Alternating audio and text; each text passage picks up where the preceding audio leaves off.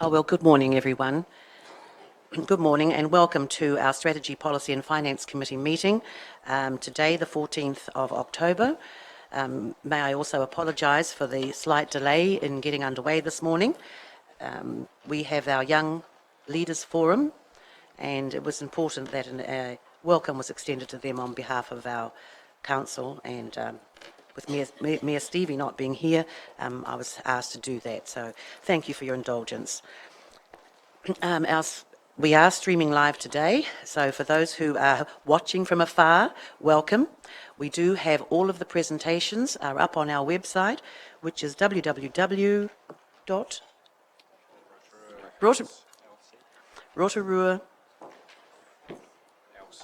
LC, and that's it. .nz. Thank you very much. Thank you. So welcome to you, welcome to obviously councillors, to members of the public, and to our to the media too. Excuse me, and suffering a little bit from the flu. Apologies, please. I'd like to ask for apologies.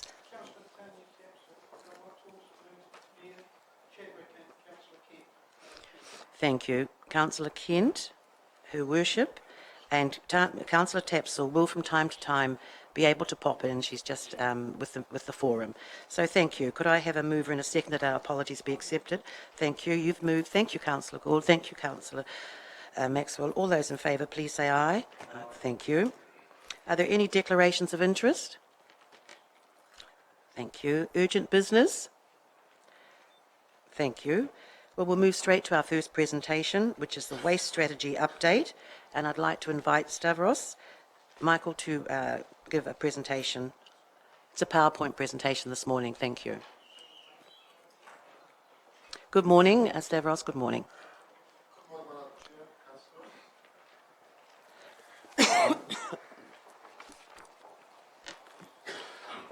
If I may briefly, in early September, we've made a presentation to the Operations and Maintenance Committee with regards to our waste strategy, and gave councillors an update, with regards to our efforts to continue to improve levels of service of capital recycling, improve waste diversion, maintain current transfer stations, and address lake and rural communities' unique requirements under the new waste strategy. And of course, our efforts are to comply with the long-term plan funding direction given to us by Council, which means that all our costs related to waste collection and waste management should be funded through the targeted annual levy anticipated in the LTP and the revenue from the landfill. In early October, we had some media inquiries with regards to the status of the landfill, and we responded to that inquiry. And beyond following that, the article mentioned that as part of considering our future direction for the Rotorua landfill, it was possible that we'll be addressing the bylaw that controls the flow of waste to the landfill. Since then, in early October, some correspondence from the public resulted expressing some concerns about the possibility or the possible effects of addressing that, that bylaw. Now, the landfill is a critical component of our waste strategy. This brief is to update you on where we are with the landfill and options and explorations and driving issues. And again, I would like to link into the briefing we gave to the committee in early September with regards to our community consultation in general about waste collections and so on.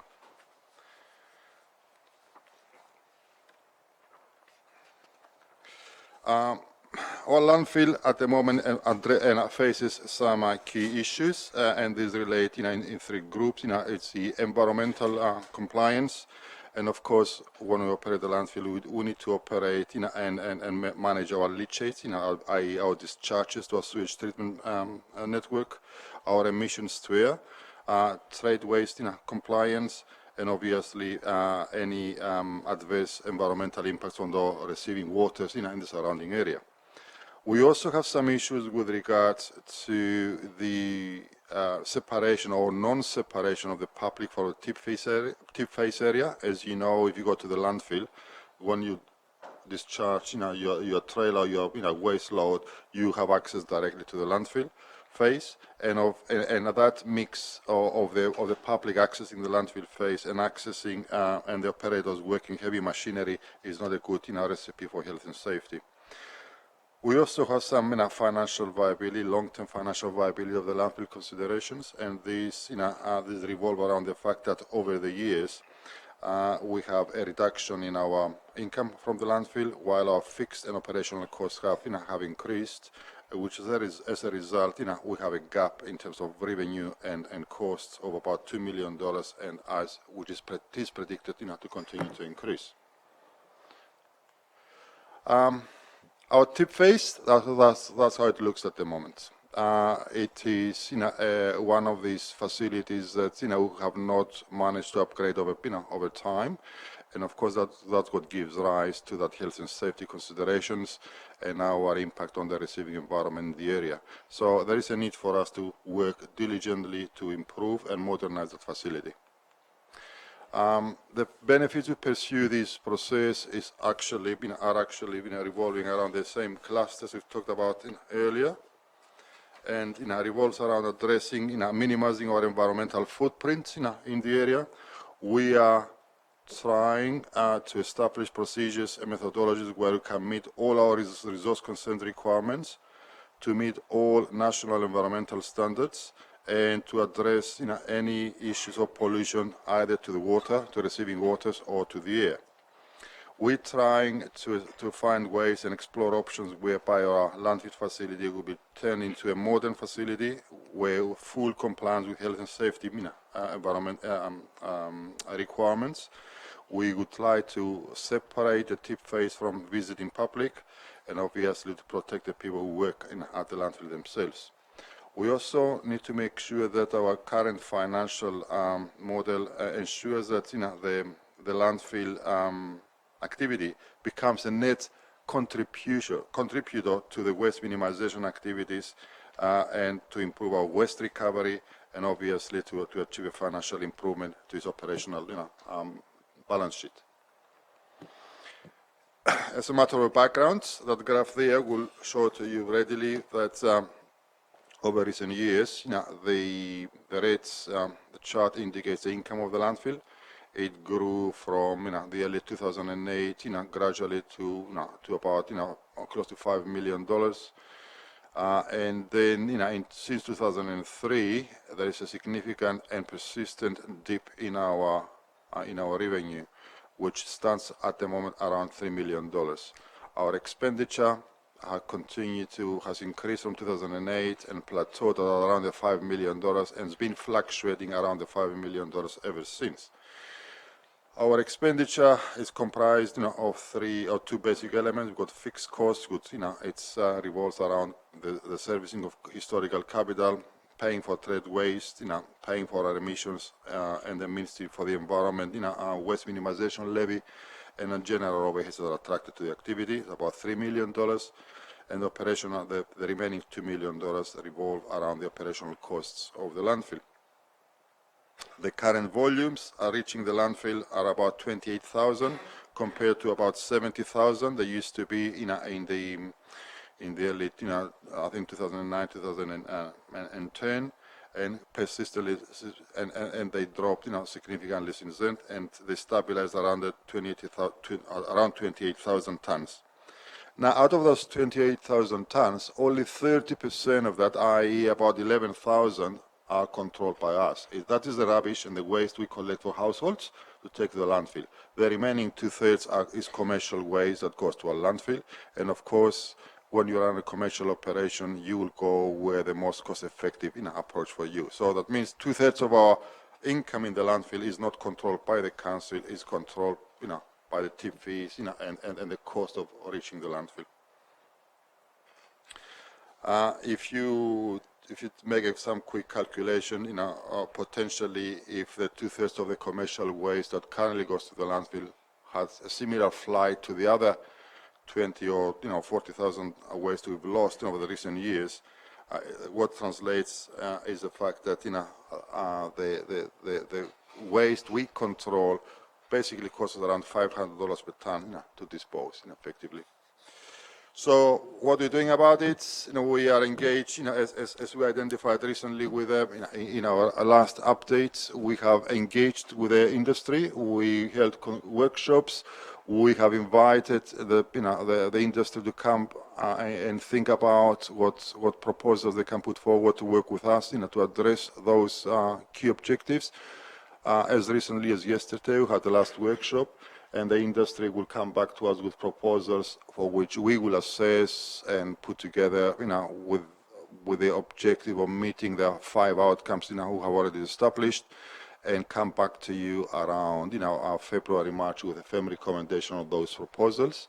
And again, in conjunction with the proposals we receive for waste collection, recycling collection, as a result of our community consultation we've been undertaking in the last 2 or 3 months. Now, the options we explore, obviously, by necessity, canvas a whole spectrum of options. As you can see, we've got anything from closing the landfill to maintaining the current operational status quo, or achieving some different kind of contractual arrangements with the markets, or even working as a joint venture with the industry to set up some kind of new arrangement. We're not including or excluding anything. The importance of going to the market with RFPs, requests for proposals, is actually to explore the market's views and opinions and suggestions, and evaluate what is the most cost-effective and viable option for the council in the long term. And I'm happy to take any questions you have at the moment. Thank you. Yes. Thank you very much for that update, Stavros. There's no recommendation today, so we can open it up for some discussions on what the presentation that you've just heard. Councillor Donaldson, then Councillor Stewart. Thank you, Worship. One of the other resorts that people go to is, of course, illegal tipping or fly tipping. And just this week, I placed in officers' hands some information from some illegal dumping. And of course, when one person does it, others follow suit. So do we measure whether the price increases, whether the incidence of illegal dumping is price sensitive as in relation to our landfill charges going up? Deputy Mayor, I'm not aware that we have any reliable data, to link illegal, dumping with, with price increases.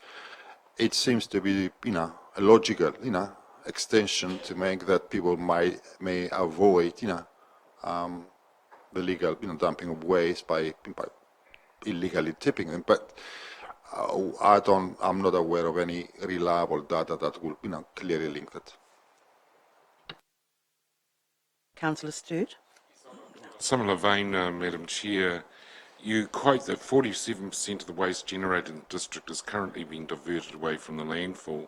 So of that 47%, have you a figure in terms of the illegal dumping? Because there appears, and taking on board the Deputy Mayor's point, there appears to be a reluctance to, one, investigate illegal dumping, and also to prosecute the people who can face fines of up to $5,000, and if it's dangerous, hazardous waste, it can be up to $100,000. So that's the first question.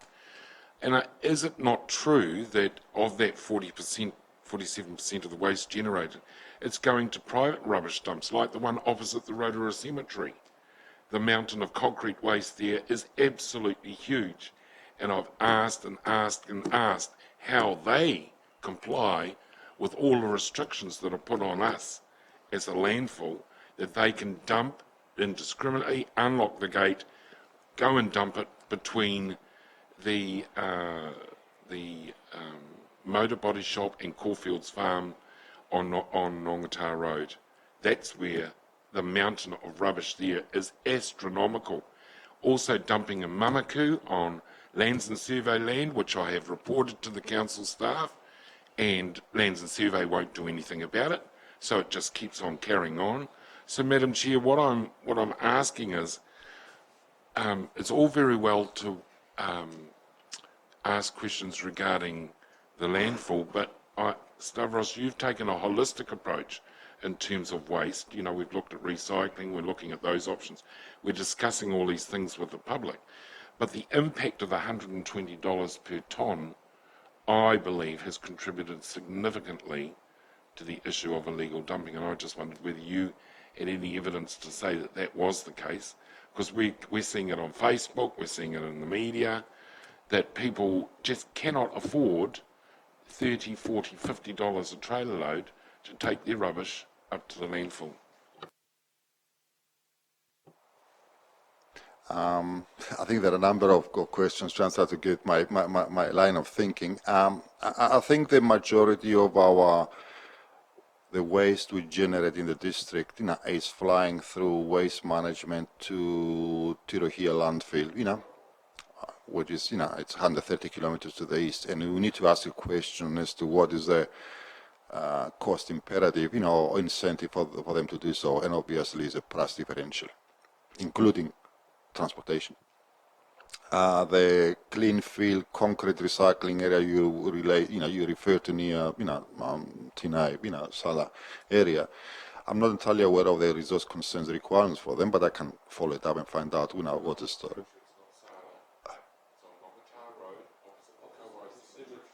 Sorry. Okay. Okay.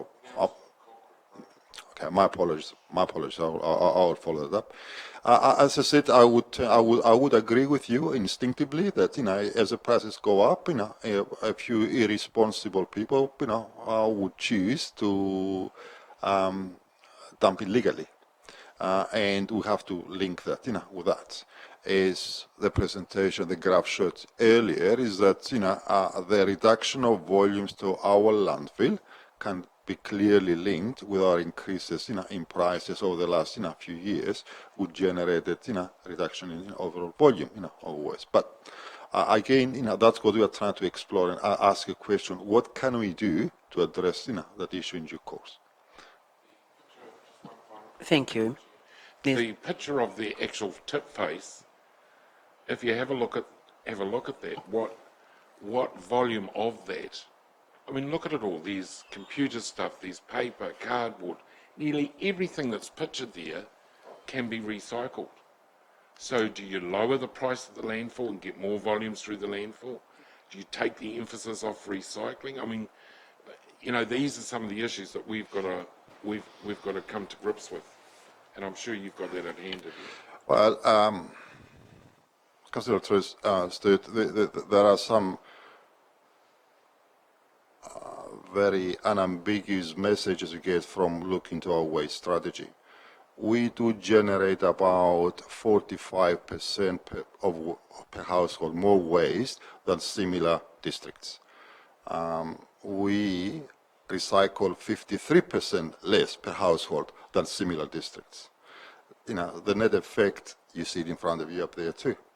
So the efforts we are making our overall waste strategy to provide people with the ability to recycle at their homes and collect it from the campsite is expected to increase our recycling collection volumes by about 40-45%, which we would expect to see a reduction in those in that picture in due course. So as you said earlier, it's a holistic approach, and we're trying to apply a number of interventions to achieve a collective outcome. Thank you. Councillors, there are another 5 councillors who wish to speak, so could you please make your comments or your questions succinct? Thank you. Dave, did you want to comment? Councillors, one point Thank you. that was raised was around reluctance to prosecute. And I don't want people to think that we have any reluctance to prosecute, but I'll pass over to Stavros to comment further in regards to that.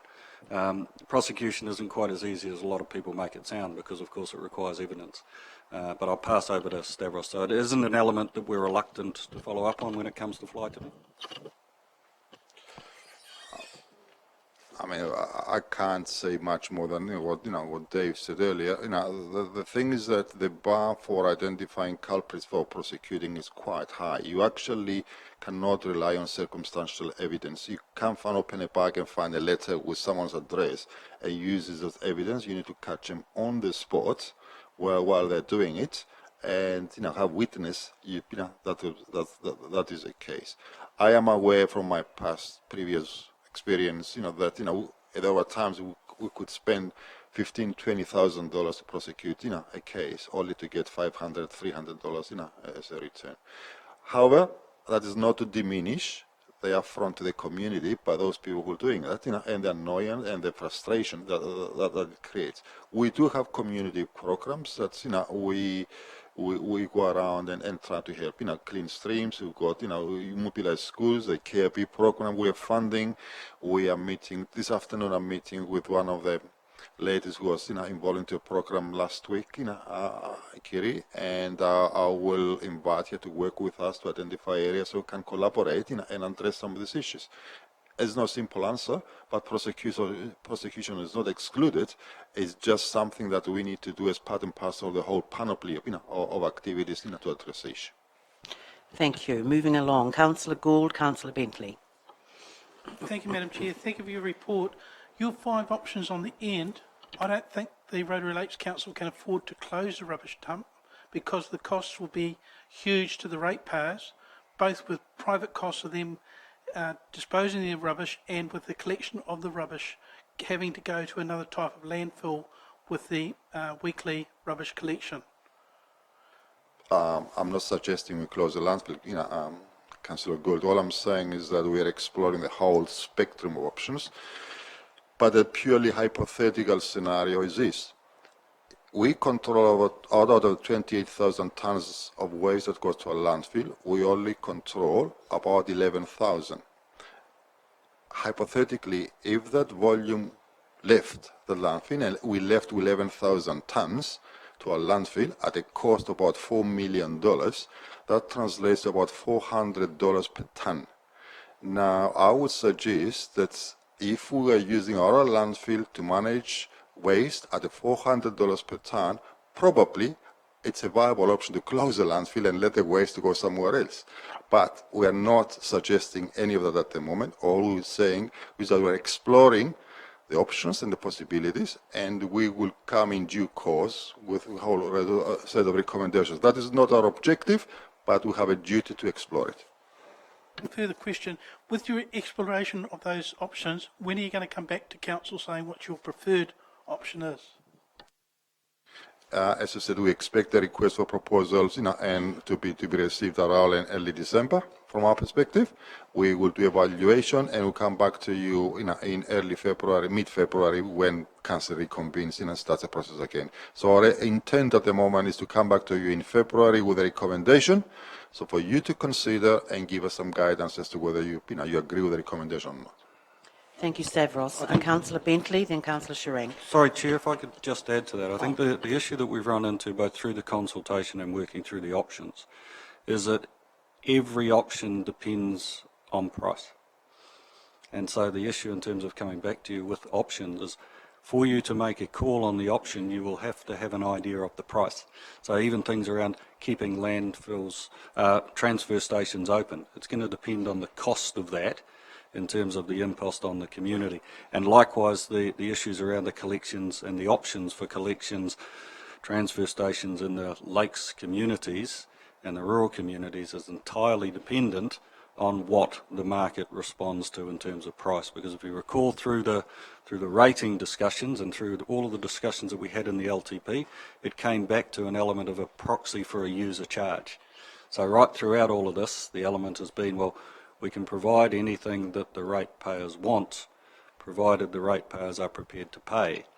And so within that, it's that element that we need to get that feedback from the market in terms of what those costs are for those options, and then all of those options and all of that feedback and market-based pricing will come to the council to make those calls. Thank you, Councillor Bentley. Thank you, Madam Chair. Thank you for your report, Stavros. With this 47% that's leaving the district, I take it most of that is waste management are doing that. Have we sat down as council and negotiated with waste management as to what is an acceptable tonnage rate that would entice them back to using our own landfill here rather than shipping it out of the district? No, haven't done that yet, but yeah. Sorry, pardon me for interrupting. Because in Stavros's time being here, we haven't, but prior to Stavros starting, we did. They're a big entity, obviously, and effectively in waste, but they're a logistics company. So what they've examined is the logistics of the cost of disposing of waste, and they advised us that they have contracts in place in terms of freight haulage that are long-term contracts which they enter into. The response they gave to us was that really for them the costs of breaking those contracts would be at a level where the landfill charges would have been below the level they were before we increased them because of, as I say, their high logistics costs. So they're locked in, I think, to quite long-term contracts. They're probably 7 or 8 year contracts. Effectively, where these things tend to go is you tend to cover the life of the plant so that you de-risk your contractor. In de-risking your contractor, you get a better price. So rather than the contractor having to pay for the entire cost of the plant over a 5-year term, you take it effectively for the life of the plant, which means they're amortising it over a longer period of time. So the answer that they gave to us was that they did not see a scenario that we could put to them in the near term that would see them moving their disposal back to our landfill. As a supplementary question, Yes. with the overview that we're presently looking at rehashing our whole waste strategy, if it was to be privatised, say, would part of the contract with RDC state that any refuse within the district be disposed of within the district, as in utilising our landfill? Well, certainly waste we control is got to be stipulated to use our landfill. And the second leg of the question is that we need to ask a question as to what incentivizes someone to transport a ton of waste 130 kilometers to the east and not 5 kilometers to the west. And I think the key requirement there is volume and price. And that's what we're trying to achieve here, to create incentives for local waste to stay locally, and in the process helping us making the landfill more financially viable. Councillor Sharank, then Councillor Weber. Madam Chair, my question is really along the lines of Councillor Bentley's. What I want to know is how does that 120 per tonne compare with other council landfills, and what is the tonne price that they are paying, that Waste Management are paying presently? Are you aware of that figure? Look, the $120 per tonne, it's a price that is on the low end of some of the local councils' landfills. However, there are a number of private landfills, and the Rotorua here, for example, while I don't know the exact details for each company's agreement with a landfill operator up there, we believe the actual disposal price is somewhere in the region of $40 per tonne plus transportation. So, which we estimate to be about $23 from Rotorua to reach Rotorua here, makes it about $63-65. So as you understand that, obviously that's a significant financial incentive for people to go in that direction. Thank you. Thing in that relates to volume. So when you look, and we have, and Stavros had a close look at the costs of operating a landfill are largely fixed. Right, the marginal cost of operating a landfill is probably 5, maybe 10% of the total cost. So therefore, if you get to the element of taking your average, the amount that goes through, the volume going through, the more you increase the volume, the lower the price for every tonne. So what some of the private operators are doing, which makes a huge amount of sense, is effectively it depends on the volumes that are going through, the amount to which they're prepared to discount the gate price, because their marginal cost is probably $10 a tonne. Right, so if you've got somebody who's prepared to dump 10,000 tonnes in your area and you've got $10 a tonne in terms of a marginal cost, because once you get past that break-even point, virtually every dollar you receive is going to your bottom line. Right? And so that's where the volumes are so critical. Why can't we do that?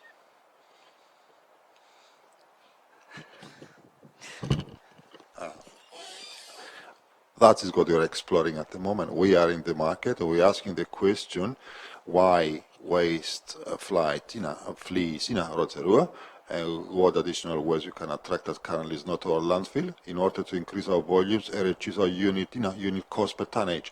And that's the purpose of the exercise. Thank you, Councillor Whipper, then Councillor Maxwell. Thank you, Madam Chair. This is my under my portfolio. I just must make a few brief comments, and I have a question. Staff are really highlighting today the number of issues that will come before us very soon. The issues are around, is it ethical for our rubbish to go elsewhere? If we close our landfill in the long term, is that a good decision? Do our ratepayers keep wanting us to run the landfill at a loss? And those are questions that we'll have to collectively make that decision. So they're getting the information, going out, talking to the community, talking to the providers. And should we consider taking rubbish from other areas? Is that a good idea? So those will come to us, and I thank the staff for all the hard work they're actually putting in to get us all this information. I just must also say that our staff are still involved with education, particularly, and waste management clean-up, particularly with the streams through Monica Quirk. Huge amount of work is being done, and it's a pity the illegal dumping has come up. We've had illegal dumping for years down Mount Nungataha. I agree that some of the gate costs probably encourage people to do that, but we, along with many areas, have waste illegal dumping, and through this whole waste management process, I think, and I'm going to ask the staff to confirm what sort of education package we're going to run out for our community to buy and to say this isn't a good way to go in the future. Because I'm very much aware that Castle Corp in the last year have several times been down Mount Nungataha, personally with safety things on, they haven't slid down the bank, and collected rubbish. And and our staff do go and prosecute where they can. But they don't take a TV camera with them, so people tend to be less contrite. Perhaps they might be a little bit more aggressive. So I think you've got to highlight these things that our staff are currently doing and have been doing for a long time. So I just want to reassure councillors, but I do want to know more about the education package and the opportunity to get buy-in more from our community about that, it's not good that we all need to collectively take responsibility for managing our rubbish, and the best way to do that. So could you clarify that for me, please? Around fly tipping, one of our problems around Mountain Road and everywhere else is people dumping their rubbish. Lots of the rubbish is in council refuse bags. They can put it out on their doorstep and we'll collect it for free, well, as part of their rates. If you look around in some of the lakes, like Lake Redamar, Lake Rotisi, drive around the back, you see a lot of whiteware being dumped down the banks. They've taken a heck of a lot of effort to get it down to the back of those areas and to dump it. They could bring it into Rotorua and get rid of it for free, whether that's at Macaulay's Metals or at the landfill itself. We accept that for free. So sometimes it's not just around the gate price, some of it is just pure other reasons. And I think through the education we're looking at the moment is to try and identify why these people are doing these fly tippings and try to make it easy for them to do the right thing, especially around a lot of the material that is dumped can be recycled or reclaimed. So we're trying to make sure that all available methods are used to be able to do that. We're trying to work with the communities to try and promote the communities to take ownership. So as Councillor Repper mentioned about Monica Quirk and all the work she's doing around cleaning of the streams, trying to get the children to take ownership of it to try and prevent them from doing it in the future. And I think that's what we're looking at, trying to work with the communities. With Ufata, we did Makoya Community Association. We worked with them over a weekend to try and promote their community to take ownership of their issues, and we're just there to support it. So these are top of the educations we're looking as we go along. In addition, we do have, just in proportion, we dedicate somewhere up around $150,000 in a year in education programs in that effect. The proposals are RFPs for our waste collection. We require the contractors to provide resources and equipment to assist with community cleanups and the prosecution and enforcement of illegal dumping. Thank you. Councillor Maxwell, then Councillor McVicker. Thank you, Madam Chair. Stavros, I think one of my questions has already been answered, but could you turn to the graph that shows the income and expenditure? Now, that one there, can you explain to me the red line, which is the income?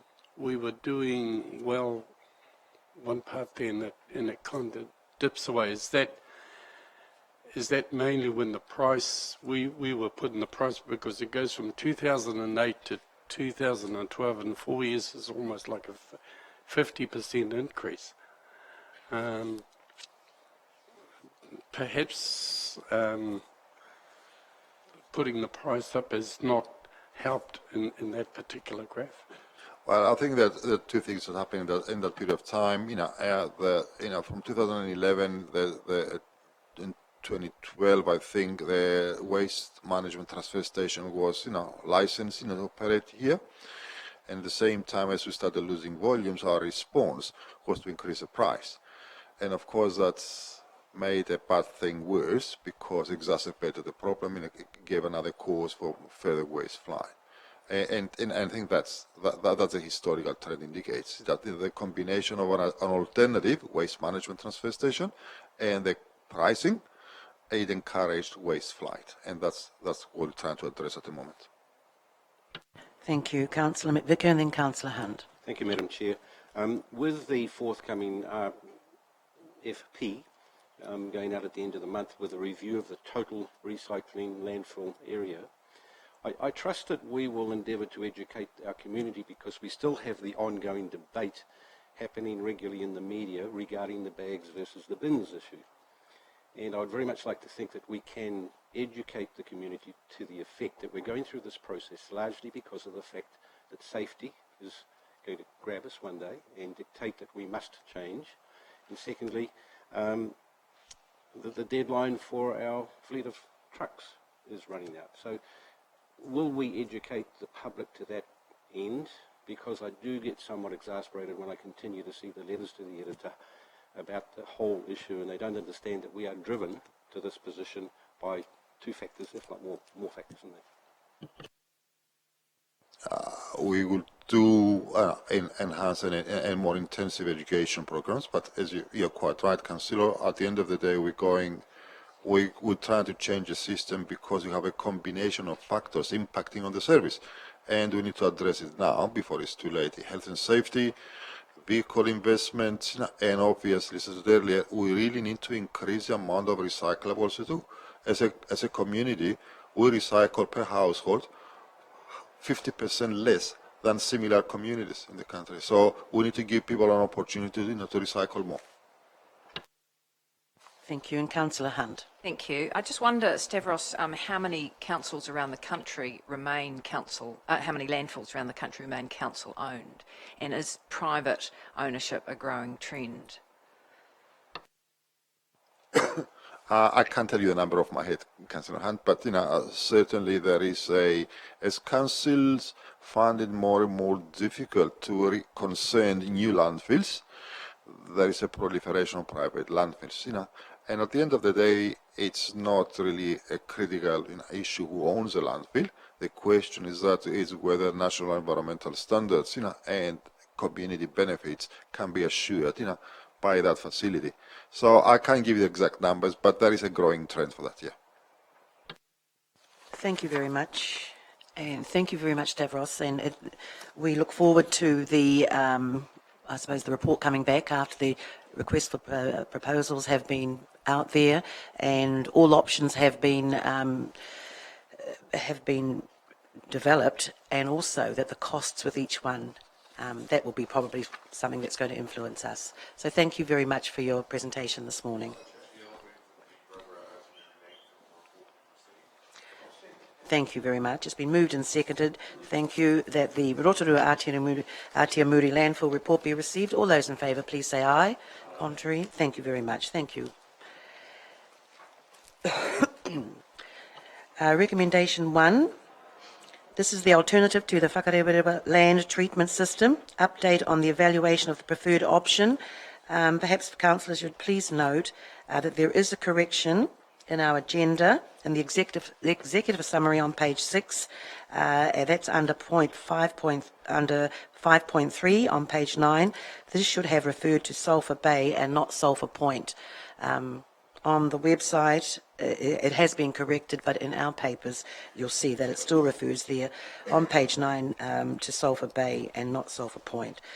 So could I please have a mover and a seconder that the report be received? Thank you, Councillor Donaldson. I have Councillor Hunt. Thank you for seconding that. Could I'll put that motion. All those in favour that we receive the report, please say aye. Contrary. Thank you very much. So we've got a panel of presenters this morning. Good morning and welcome. And Alison, are you leading off or? Oh, thank you, Warren. Good morning. Madam Chair, councillors and members of the public. We're here to report on developments or progress on the alternatives to the Wakawerawera land treatment system. The next slide, here we go. It's now been 18 months since the Rotorua Project Steering Committee started considering various options, and it was August 2015 that we last presented to Council. We have a preliminary preferred option agreed by the Project Steering Committee, particularly in regard to the treatment option. There will be a period of public consultation which will follow our next committee meeting, which will be on the 21st of October, and thereafter there will be a formal recommendation to this council in December 2015.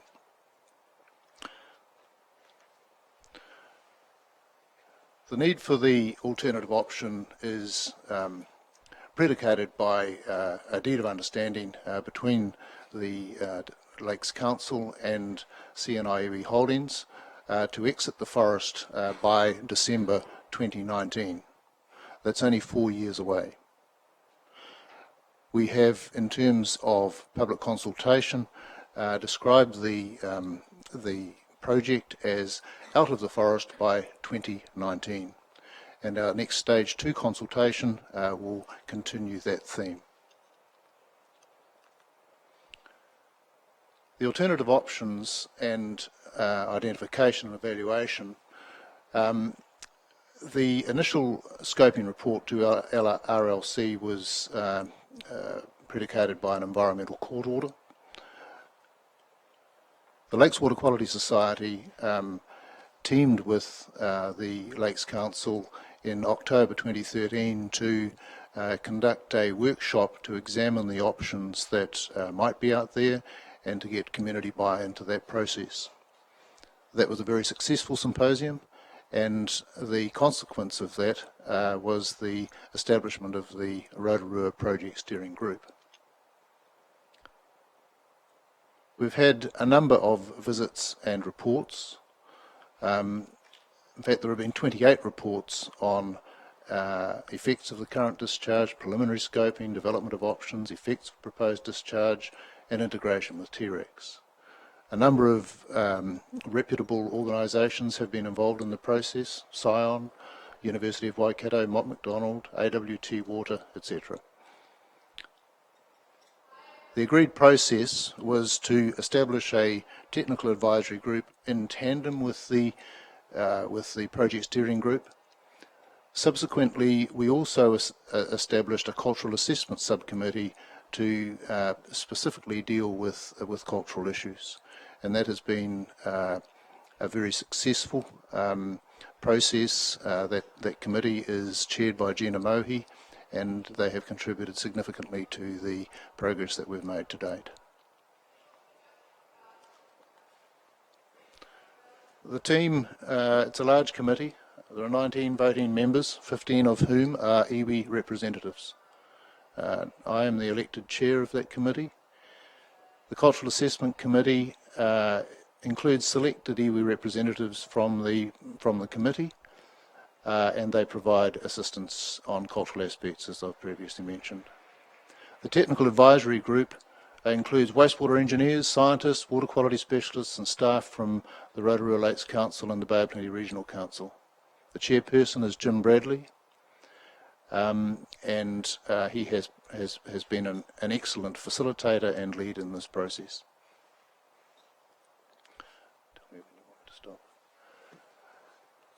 As we started the process, one of the first things that we did, apart from ensuring that we had robust representation from the community, was to establish an agreed set of goals.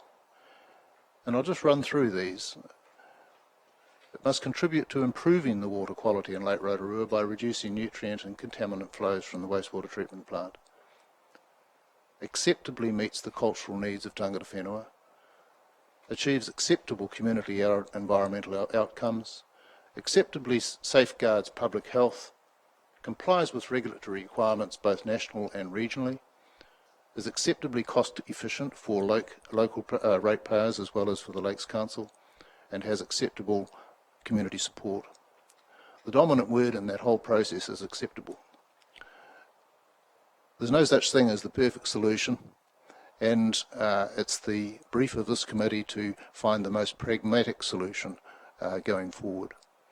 And I believe we are well on that path.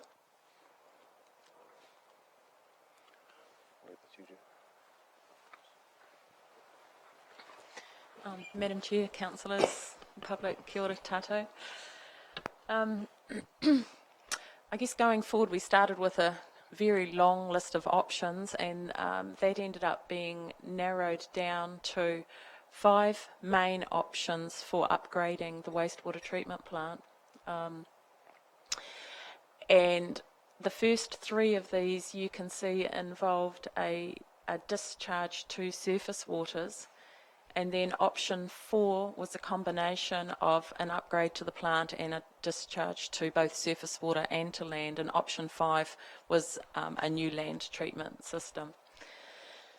So we worked through the different components of each of these options. And, oh, sorry, Warren.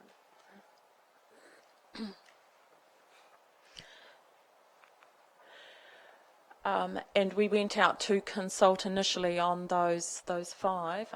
After consultation, we considered a 6th option, which involved a full membrane upgrade. And you can see here that that is all options at the treatment plant upgrade involve flow balancing. We have the secondary components, which at the moment we have the Barden Foe and the membrane. This option would upgrade entirely to a membrane system, followed by UV treatment and some land contact to a preferred discharge site. When these options were evaluated, the Technical Advisory Group considered the technical requirements of each of the options, and we've summarised these in this table here today where they differ from each other, I guess. You can see options 1 to 6 down here, a bit of a description on what is involved with the option. The phosphorus concentration, the phosphorus amount that will leave the wastewater treatment plant and the nitrogen leaving the treatment plant, capex, OPEX and an MPV, and our assessment of whether it was actually meeting the minimum technical requirements. So when we looked at option 1, which was a base upgrade, it involved some flow balancing, some phosphorus removal and some UV treatment. We still end up with 6 tonnes of nitrogen per year being discharged, and our consented limit is 3, so for phosphorus and 30 for nitrogen. So you can see that option 1 doesn't actually comply with those technical requirements. Option 2 involved a base upgrade plus some form of filtration, as well as flow balancing, phosphorus removal and UV treatment.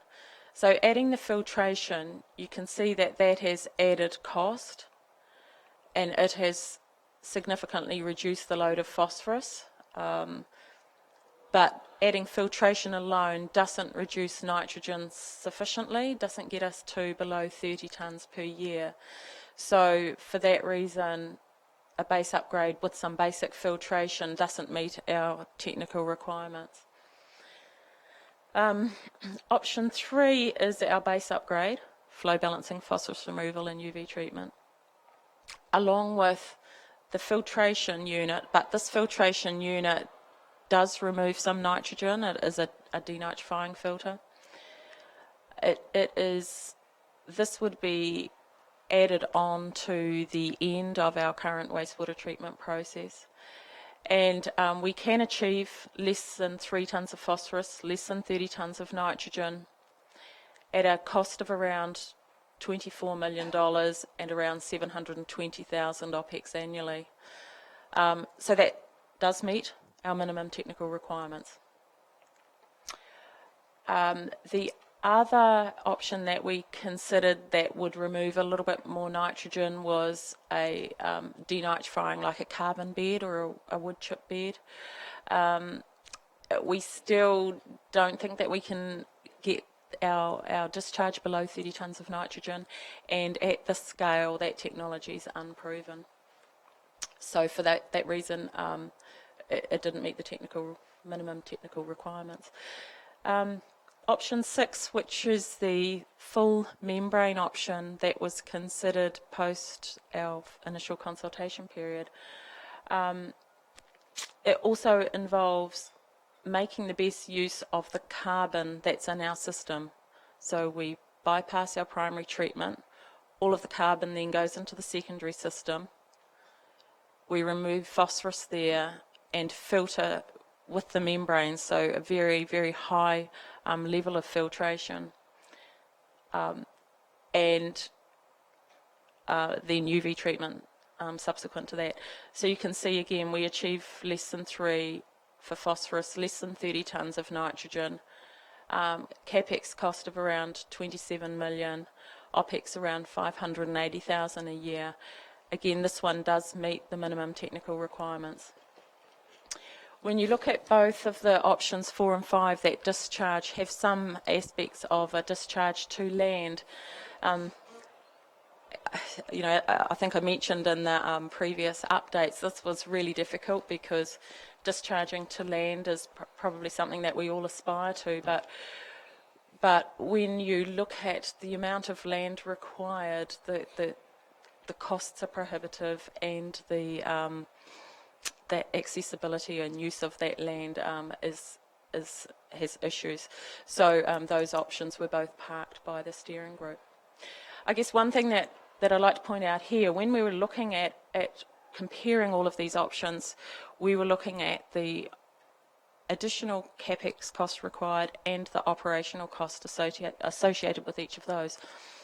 So these OPEX costs that you see have not had the operational costs of the current land treatment system subtracted from them. Now the current land treatment system, that cost us $23 million, I think it was $21 or $23 million, and it served us well for 25 years.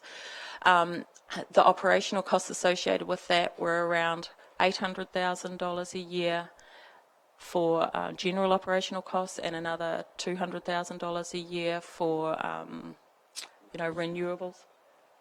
So in the order of $1 million a year operational costs, that would be subtracted from these OPEX costs, so those savings. So you can see, looking at each of these options, the operational costs are lower than what we have currently. So the two options that comply with our minimum technical requirements were the denitrifying sand filter and the full membranes, and this is what they look like. I guess these are the things that will be tacked on to the end of the current process. A sand filter, the main difference, I guess, between the two is a sand filter doesn't filter particles to the same extent as the membrane filter. The membrane filter is 0.04 microns. That is, those pore sizes small enough to even remove bacteria. So it's providing a barrier to pathogens, whereas the sand filter doesn't provide a barrier to pathogens. They can fit through those full pore spaces. So what this also means is the solids removal using the membrane filter is a lot higher, and that has significant implications for phosphorus removal. The other main component is that the water will continuously flow through the membrane filter, whereas with the sand filter there's a need to backwash this, so it's on an automatic cycle where periodically it will slowly get clogged up and then it'll all sort of stop and backwash into the system.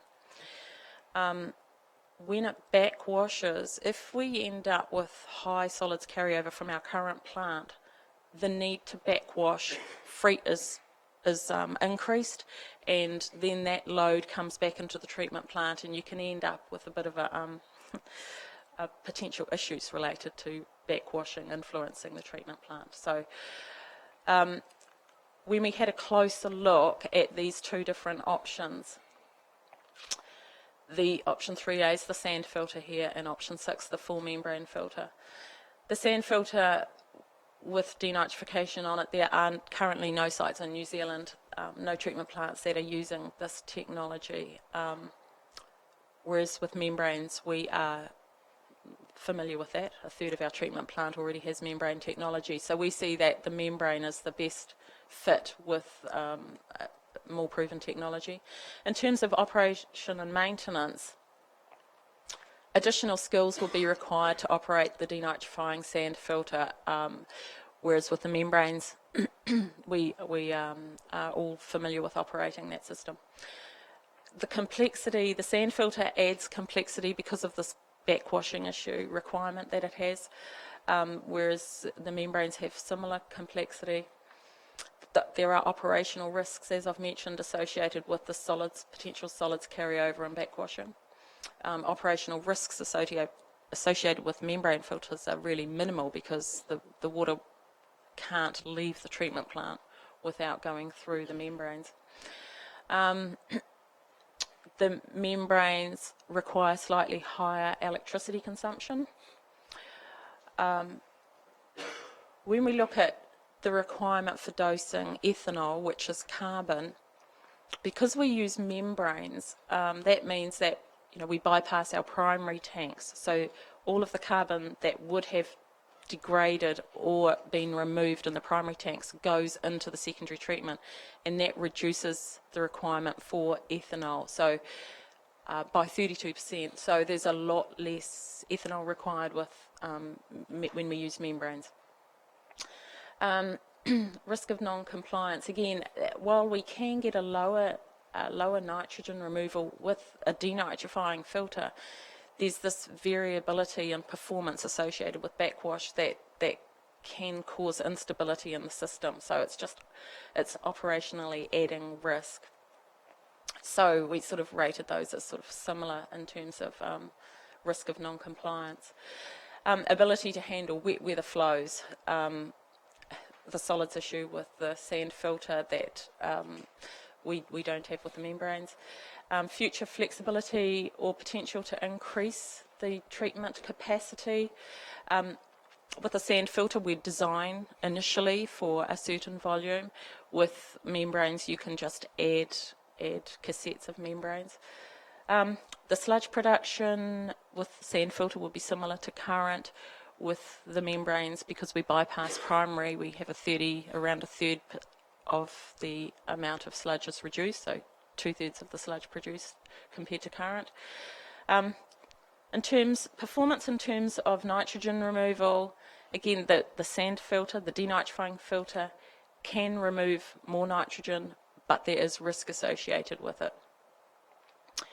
In terms of phosphorus removal, the membranes can remove significantly more phosphorus because the way that we remove phosphorus is we convert the dissolved phosphorus to a solid form and then we filter it out.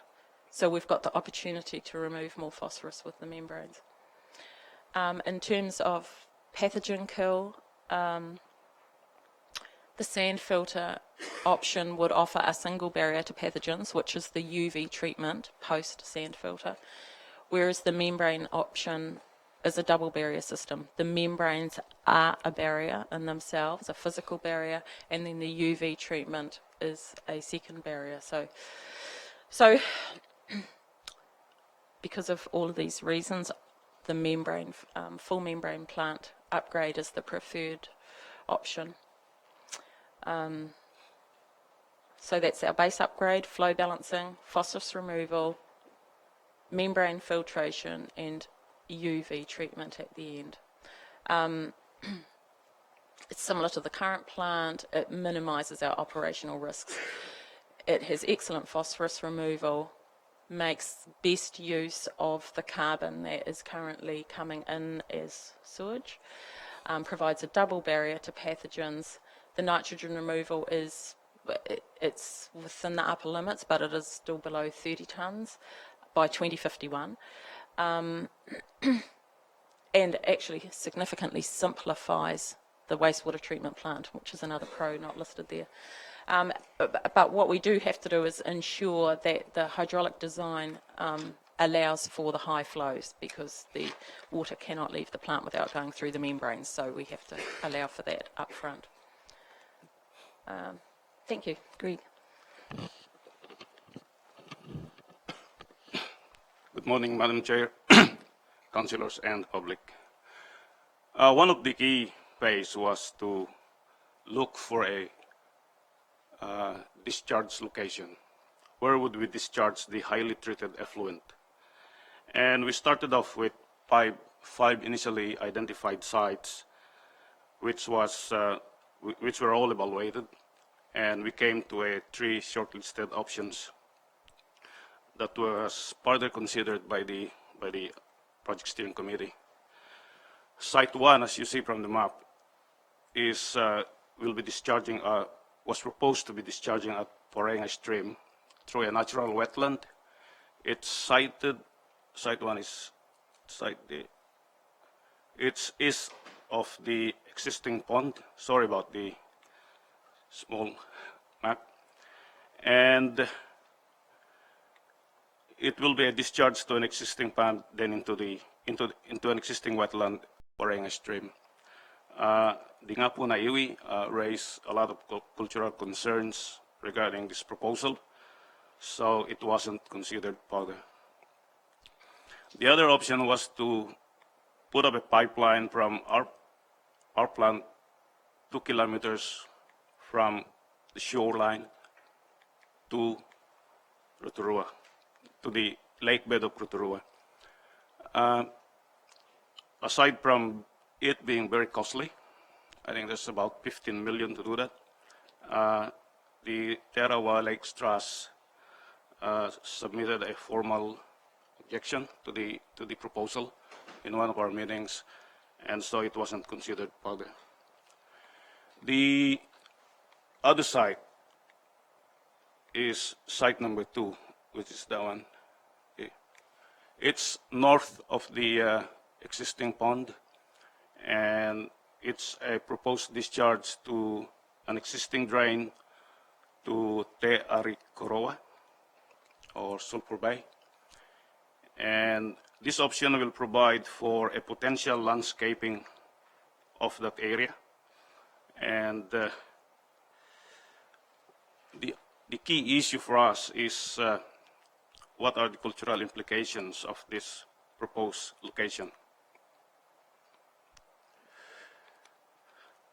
This is an aerial view of the area of the Te Rotorua area. So you've got an existing drain there, and the drain comes from just adjacent to the plant, and it goes to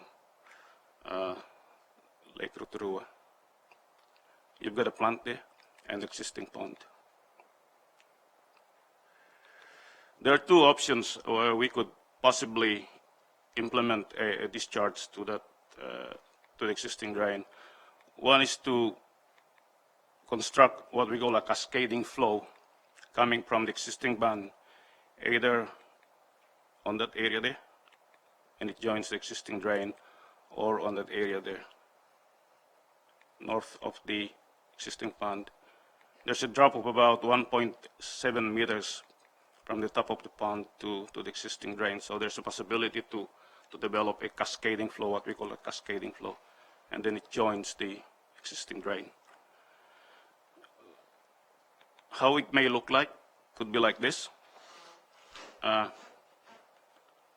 So, like I mentioned a while ago, there's a possibility for us to do some landscaping work there in conjunction with the existing walkway and cycleway.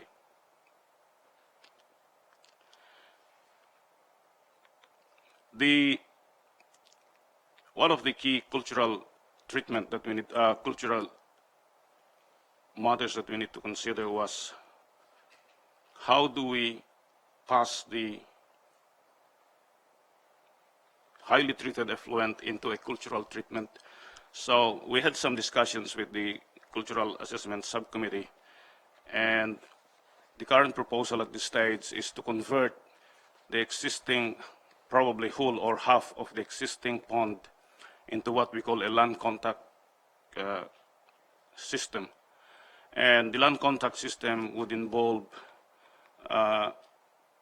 constructing a series of, either a series of filters with different grades of metal or rock flowing from one stage to another stage, or developing a vertically aggregated media with different sizes from the bottom up, where the effluent would flow and then it goes out on the proposed cascading flow. And for this vertical arrangement, it would flow from the bottom up into an overflow and then to our cascading flow.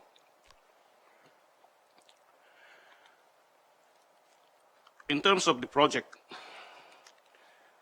we're now at the stage here where we submitted this progress report. The next stage for us is to proceed with public consultation.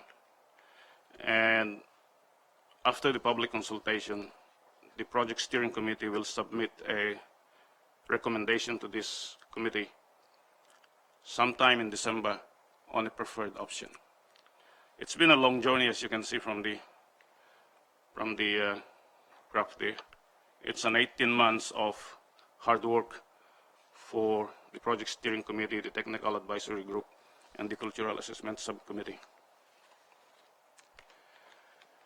In terms of the whole project, like Warren mentioned a while ago, we've got 4 years to go to complete the project. And the intention was to submit a preferred option to this committee in December, by the end of this year, and proceed with the preliminary design straight away in January. And then we'll submit a resource consent application around June, mid 2016. And hopefully after a year we'll get a resource consent. We haven't allowed for any environment court challenge with that 1 year. Hopefully with the process that we've gone through, that we won't have the challenge. After sometime in June 2017, we'll carry on with detailed design, and construction starts in June 2018 with completion in December, or 1.5 years of construction including decommissioning the existing land treatment system. That is the plan.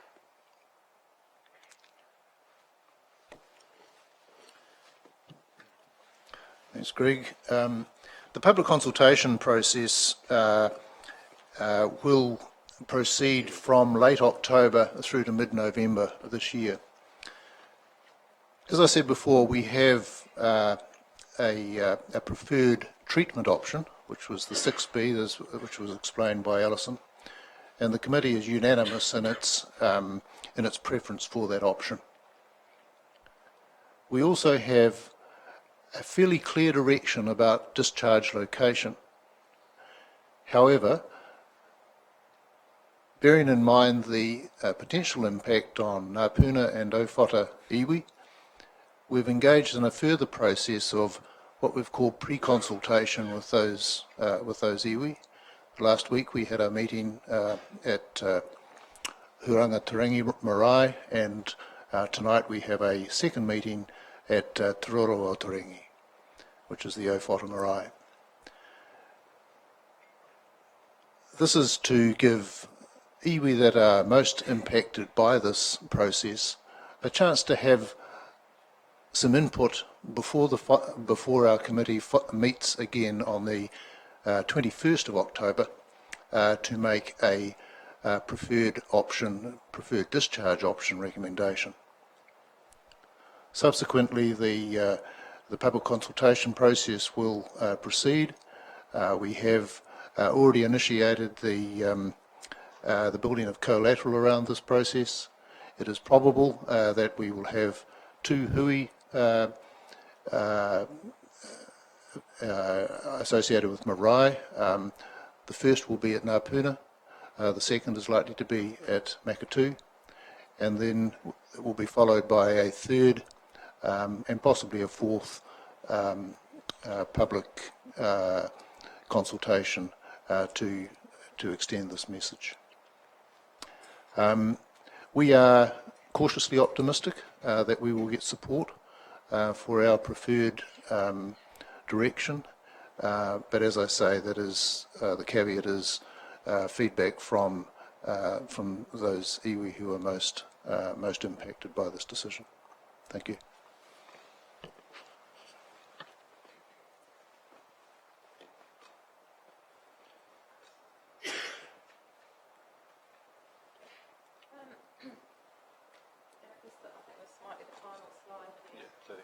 Yeah.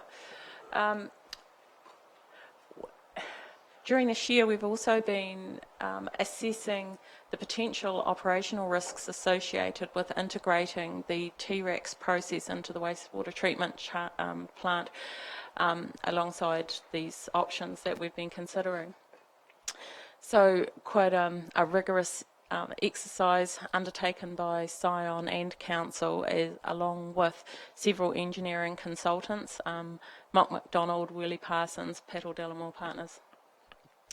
And what we do know to date is we have confirmed that the risks that we have identified could be mitigated by implementing some specific appropriate technologies, and a separate report will be submitted to the committee regarding those projects and the TREX project and the risks, and particularly on the review of the business case that will include the cost of the mitigation options as well. Okay, I think that's it. Thank you. Thank you. Does that conclude your presentation? Thank you very much, and thank you for the work that's been done. It's been quite amazing seeing the number of consultations and the various people you've pulled together to give you work with you and give you advice. So it's been a lot of work that's been undertaken there. So thank you. We have a few councillors that would like to ask questions. So I'd like to ask Councillor McVicker, Councillor Sturt, then Councillor Webber. Thank you, Madam Chair. My question is, and you may have answered the question with the last slide, is this process reliant on TREX proceeding? No, it's not reliant on TREX proceeding. Like, we've looked at the options, all of the options with and without TREX, and option 6 with and without TREX. So option 6 is, I guess, our best, what we see as our best way forward, with or without T-Rex. Okay. Thank you. Councillor Stewart. I have a few questions. Alison, Warren and Greg, can you assure us here, and you are confident that iwi, the Lakes Trust, have been fully informed and fully involved in this process to date? It's the first question. And with the current whakarewerewe land treatment system that we are using at the moment, are we or aren't we complying with the removal of P and N targets? The $27.4 million cost to option 6, is there a subsidy, and the cost to our ratepayers is critical for me, notwithstanding the need to remove the P and the N, I understand that. And when you talked about how the flow went, I wrote this question down first. Does the sludge residue go to T-Rex? Where does that end up? Because there's 32% less solid sludge, so where's that sludge? Is it still in the end product? So there's a couple of technical things I don't really understand. If you're taking less sludge out, or where's it going? You know, those are the 4 questions I have. Thank you.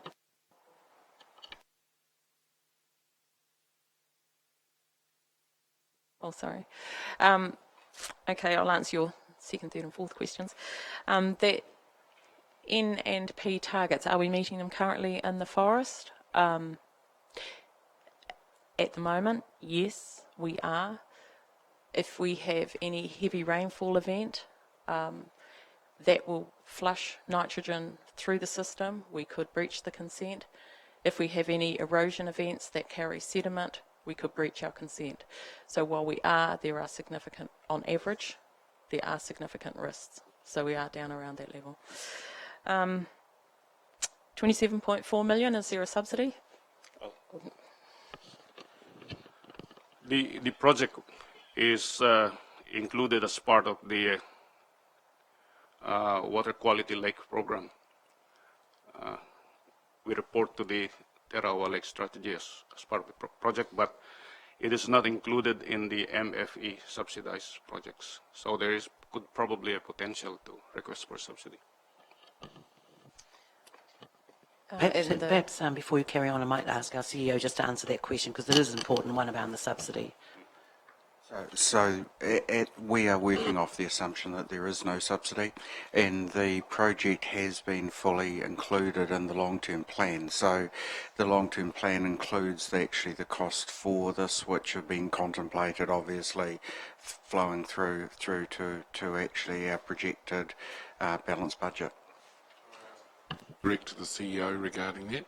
So are we going to diverse the approaches to central government to assist with the $27.4 million? I think this is absolutely critical for our ratepayers, because when the Baden Post system was produced, central government did come on board with a substantial, I think it was 3/4 of the cost of the construction and development of the Baden Post system. So I really think that's absolutely critical for our bottom line. We've got a community saying to us, our debt's too high, your projected debt's going to be $200 million, etc. Well, this will add a considerable component to that over time.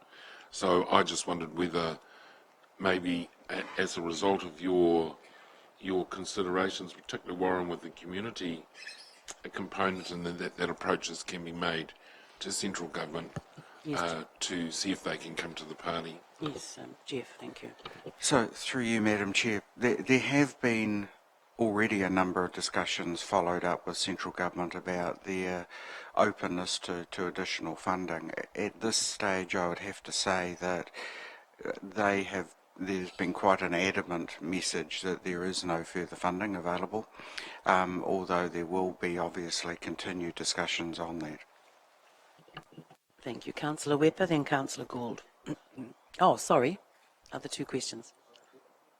The first one was, are you absolutely confident that iwi, the Lakes Trust and the community have been fully informed and fully involved in this process because we don't want to come to the end of it and have another Rotorua, Rotoiti situation.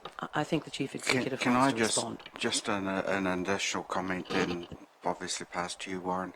Look, this is one of the things that I have actually looked at in this project, and the project team, with the guidance of the people that are presenting today, I'm entirely confident that there has been a huge effort to include iwi involved totally into this project.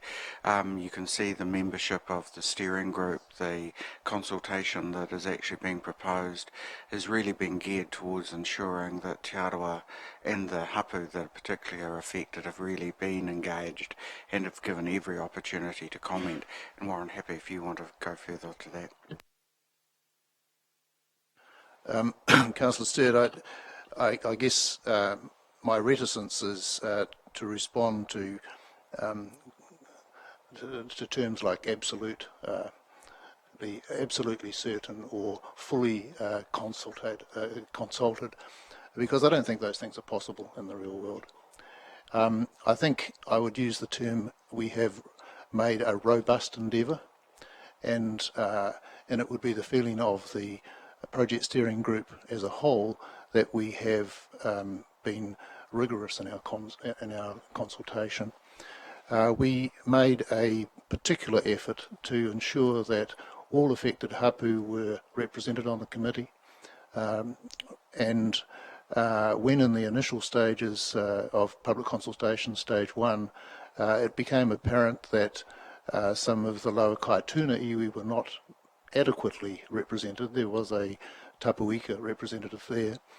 We also invited further membership of the committee from the Makatu iwi. So we've made the process as inclusive as we possibly can.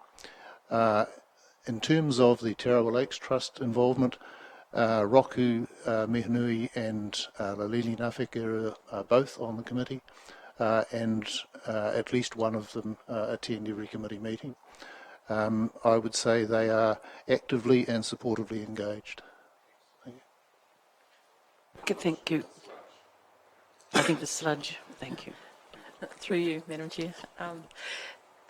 The sludge, at the moment, we have two main processes, I guess a primary and a secondary process. The primary process involves some degradation and the sludge settles, is removed, combined with our secondary sludge and vermicomposted.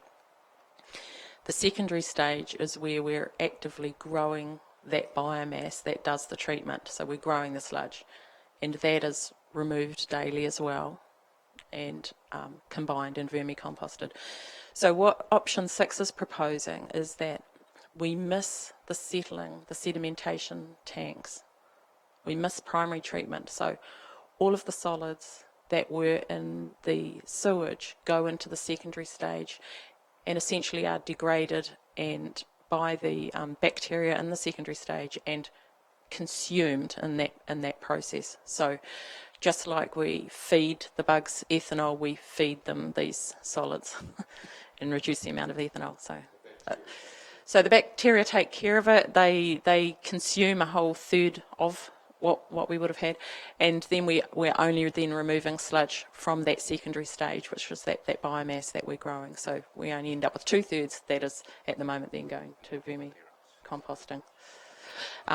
Now, if we're to integrate T-RACs, instead of, the whole process is the same, but the sludge would be then partially fermented and oxidised through the T-RACs process and returned, then the liquid fraction returned to the wastewater treatment plant. So different process for the sludge at the end. I just want to ask a question, Warwick. It's about the option that's being proposed, or the one that you're looking at. How would that benchmark with other countries, if not anywhere else in New Zealand? The technical question, probably I should defer to Alison, but just a preliminary comment. the project steering group would consider the proposed option as probably one of the best in New Zealand, and certainly rating very highly internationally.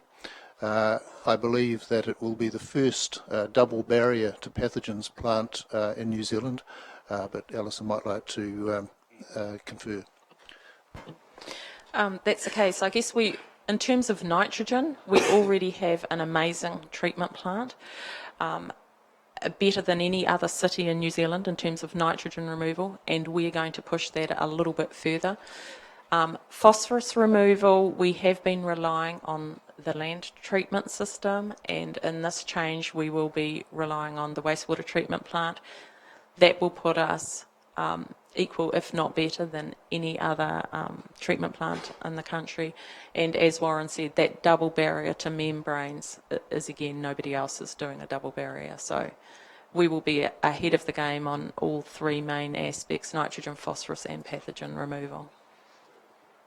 Thank you very much. It's just very interesting to hear that we're doing something quite state-of-the-art, it appears. Councillor Webber, then Councillor Gould.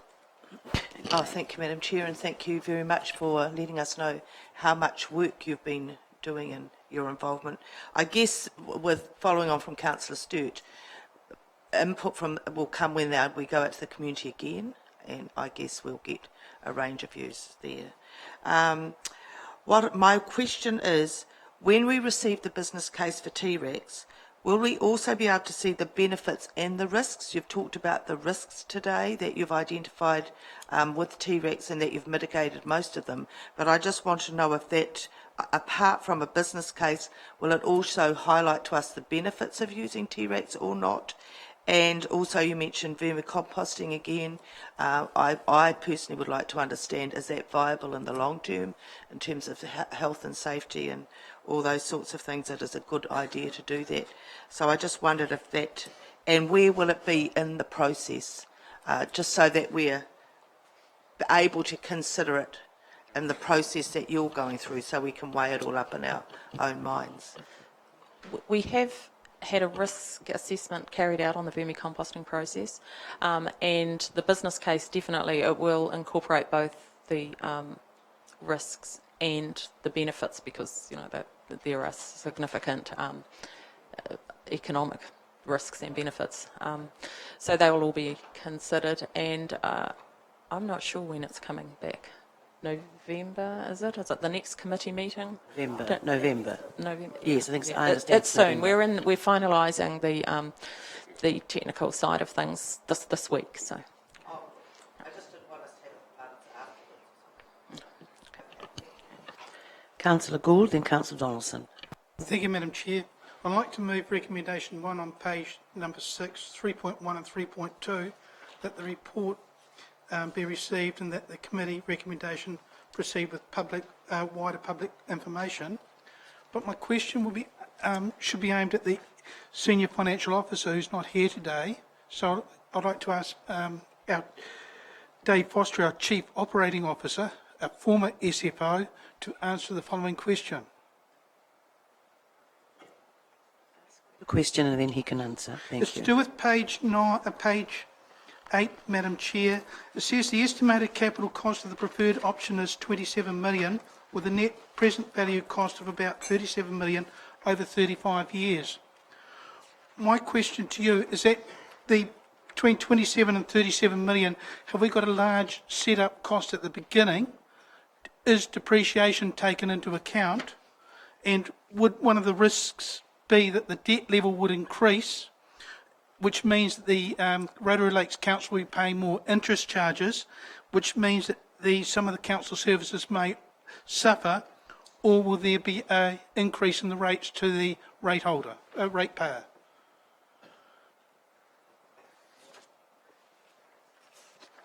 Thank you. Thank you, Dave. That's a lot of questions. I think the answers were no, yes, yes, no, yes. I'll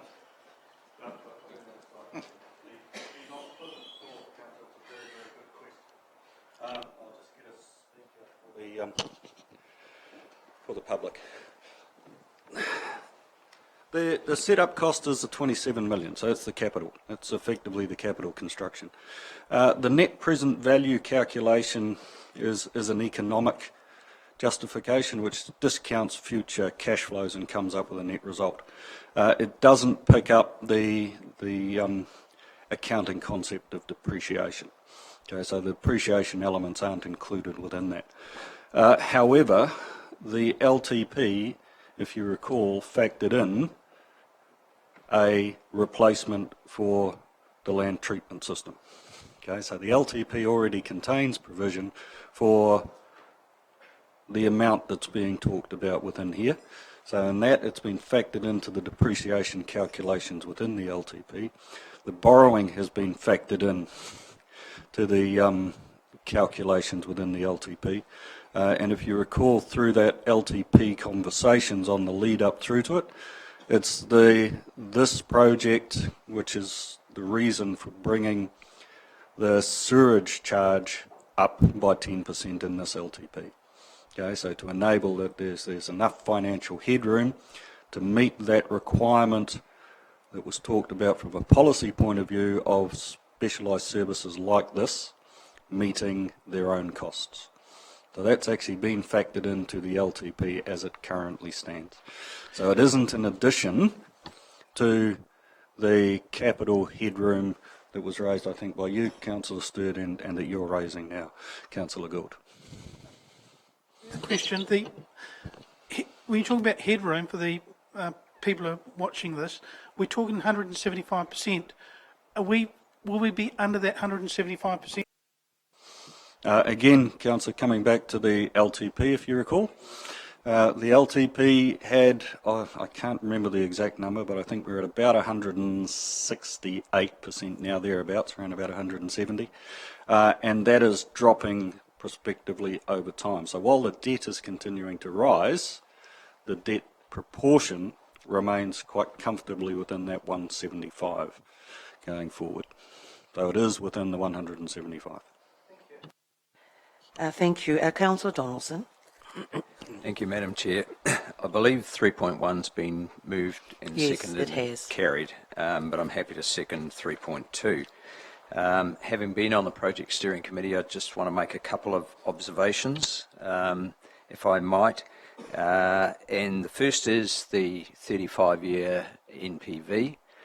So as one of the slides pointed out, that doesn't factor in the savings from not operating a $1 million a year land treatment system for 35 years. So we need that factored in when we bring the recommendation finally back to this committee, and I think we'll see a different net present value. The issue of the sludge performance, a key thing regarding the sludge performance of full membrane bioreactor is that you get a filtration of 0.4 of a micron. That takes out significant particulate matter, which means you get a much better UV kill when you do the secondary UV treatment of the wastewater, and that is an important factor in giving comfort to iwi regarding the discharge and where it goes. And just for the information of councillors, the question has been asked, what are we looking at in terms of, I think it's 20 million litres of flow, and to put it in perspective, it's 2 metres wide and 150 millimetres deep constant flow will be going out of whatever the discharge option is, and we know what the preference is. So with those final comments, I fully support your comments, Madam Chair, and thanking the Chairman for the work that he has led, and I'm happy to move, as I say, or second part two. Yes, thank you very much. And again, thank you for your presentation this morning. I'll now put that motion that the committee recommend to Council to adopt the recommendation to proceed with a wider public consultation on the preliminary preferred alternative to the Whakarewarewa land treatment system as agreed with the Rotorua Project Steering Committee. It's been moved by Councillor Gould, seconded by Councillor Donaldson. All those in favour, please say aye. Contrary? Thank you very much.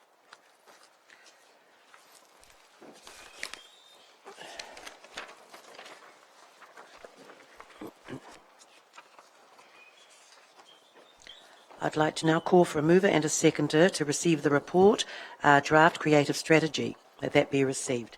Thank you, Councillor Hunt. It's been moved by Councillor Hunt, seconded by Councillor Gould. All those in favour of the report being received, please say aye. Contrary? Thank you very much. Good morning, Tanya. Thank you. Oh, and Councillor Shireen. Yes, please. It would be nice if you could go and... Yes. Thank you. Good morning, Madam Chair, councillors, members of the public, and we have two members of our creative steering group here as well, Bobby Howard and Colleen Mullins, sitting over to the right there.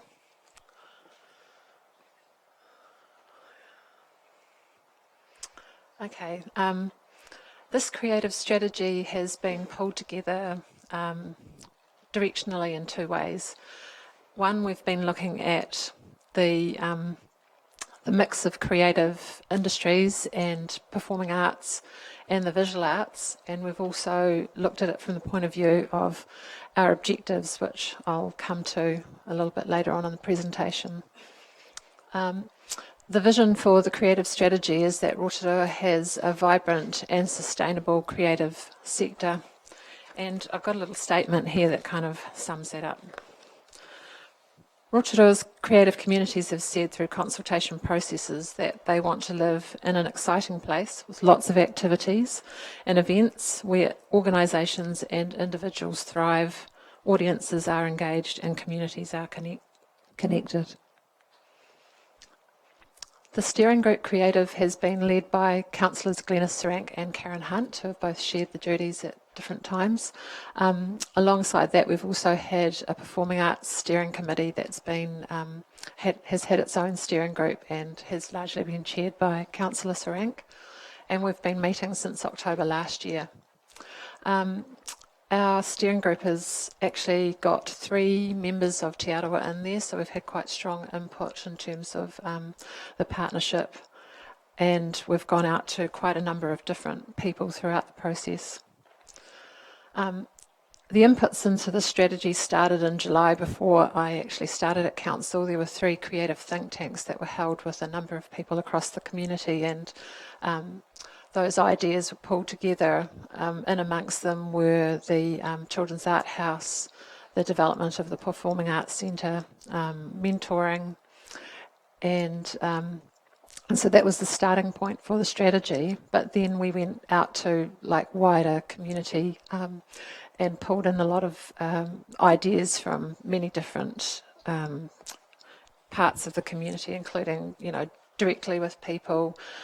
Boil Up was quite fantastic, actually. There were about 55 members of the public that came in, but it was a full-day workshop, and a lot of those people came because they were very interested in how the creative strategy was going to roll out for Rotorua, and a lot of their ideas are in the back of the creative strategy. We've kept the appendix in place because we wanted the community to see that we've been listening to what they've been asking for, and that those ideas are actually reflected in the way that the strategy has been pulled together.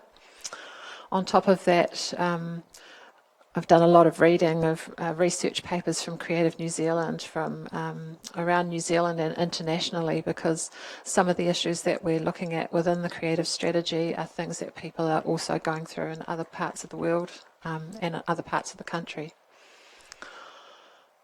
So our vision is for a vibrant and sustainable creative sector, and that out of the 7 goals for 2030, within the creative strategy, there were 4 that resonate a lot more strongly than the others. And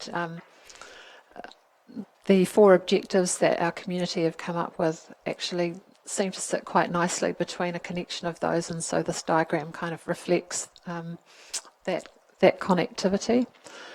Just by example, if we're looking at a resilient community and we're looking towards business innovation, then Thrive, as one of our lead objectives, is all about the community actually strengthening their ability to operate and to operate well within that environment. And so the projects and the strategies that we've come up with reflect that connectivity. The first objective that we have here is community, where the community is empowered through its relationship to arts and culture. In actual fact, a large number of the ideas that came back are not expensive. They're ones where people are asking for access to information, they're asking to be more connected with each other, to share the resources that they have, to share skills. It's kind of the touchy-feely people things that are coming through on that community objective. And this picture here is from the Tulip Festival that has been incredibly successful. A lot of people taking part this year, and the arts have actually played quite a big role. I've got a couple of photos of engagement here. Sometimes it's actually also not about the output, like in terms of these flowers that were made with Jill Walker and members of the community. When you get people to actually give up their time and come and sit together and make things, you have conversations and you have ownership of what's happening in the community. So it's not how many flowers they made, it's actually about the conversations that they have and the people that they talk to about that engagement. And earlier on, when I was listening to the talk about waste management here, under this objective, I would imagine that there should be some opportunities for the creative sector to work together with the sustainability portfolio and come up with projects that are about teaching the public about things and teaching them in a way that they want to be engaged and they want to listen. So the community objective is definitely a strong one in terms of what people are asking for. This is also the Tulip Festival. I went along on Sunday to listen to Pragmatic playing in Te Runanga Tea House in the gardens there. And there was a good collection of people, wide cross-selection of families and older people and young people. And part of what the creative strategy is about is bringing people together and creating that energy. Already I can see that this presentation is pretty colourful compared to some of the other statistics that you're looking at, and that's pretty much the job of creativity when you're looking at bringing a vibe into the city. It's about creating excitement, colour, action, and making people want to come back and visit our city. So this one fairly reflects that. Objective 3 is profile, and it's about how arts and culture is seen in our community, but also nationally and internationally. I think if you're looking at some of the statistics that we've been talking about in the strategy, our relationship with Te Arawa and the reputation that Rotorua has as a cultural centre is quite a strong part of who Rotorua is, and maybe we should be doing more to actually push that out beyond our boundaries and get more attention for our creative sector, bring tourists in because of it. But it's also about developing our audiences for the arts. If people actually value it, then a lot can be pulled from that. In terms of profile, we want to be valued within our communities as well. We want to look at ways that the creative sector can actually work with other parts of our community to grow a strong community. Objective 4 is Thrive, and we're looking at Rotorua trying to create a thriving creative economy to underpin both the sector's vitality and sustainability, but also to add to what is happening within our city. I've got a couple of images up there from the fashion sector, because that's one area that's actually doing quite a lot at the moment to grow itself, and I've been really impressed with their approach. They've brought in business managers, they've done some planning around the city, they're starting to build events that are going to bring visitors to our city. Also, probably another big part of it is the access to the internet. We no longer, as creative people, have to live in the big cities if we want to make work and sell work. You can put it online. So Objective 4 is about actually building the capacity of our community and giving them the skills that they need to be able to take this forward.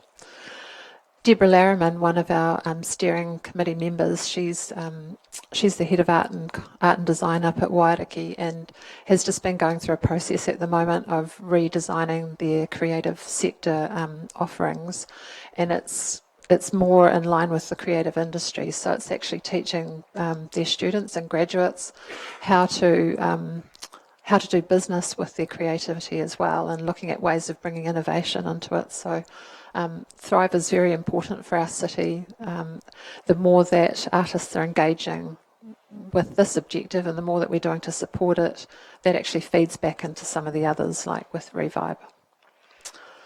So the next steps for the strategy, if this is passed at this meeting, is to take it out for community feedback up until 30th of November.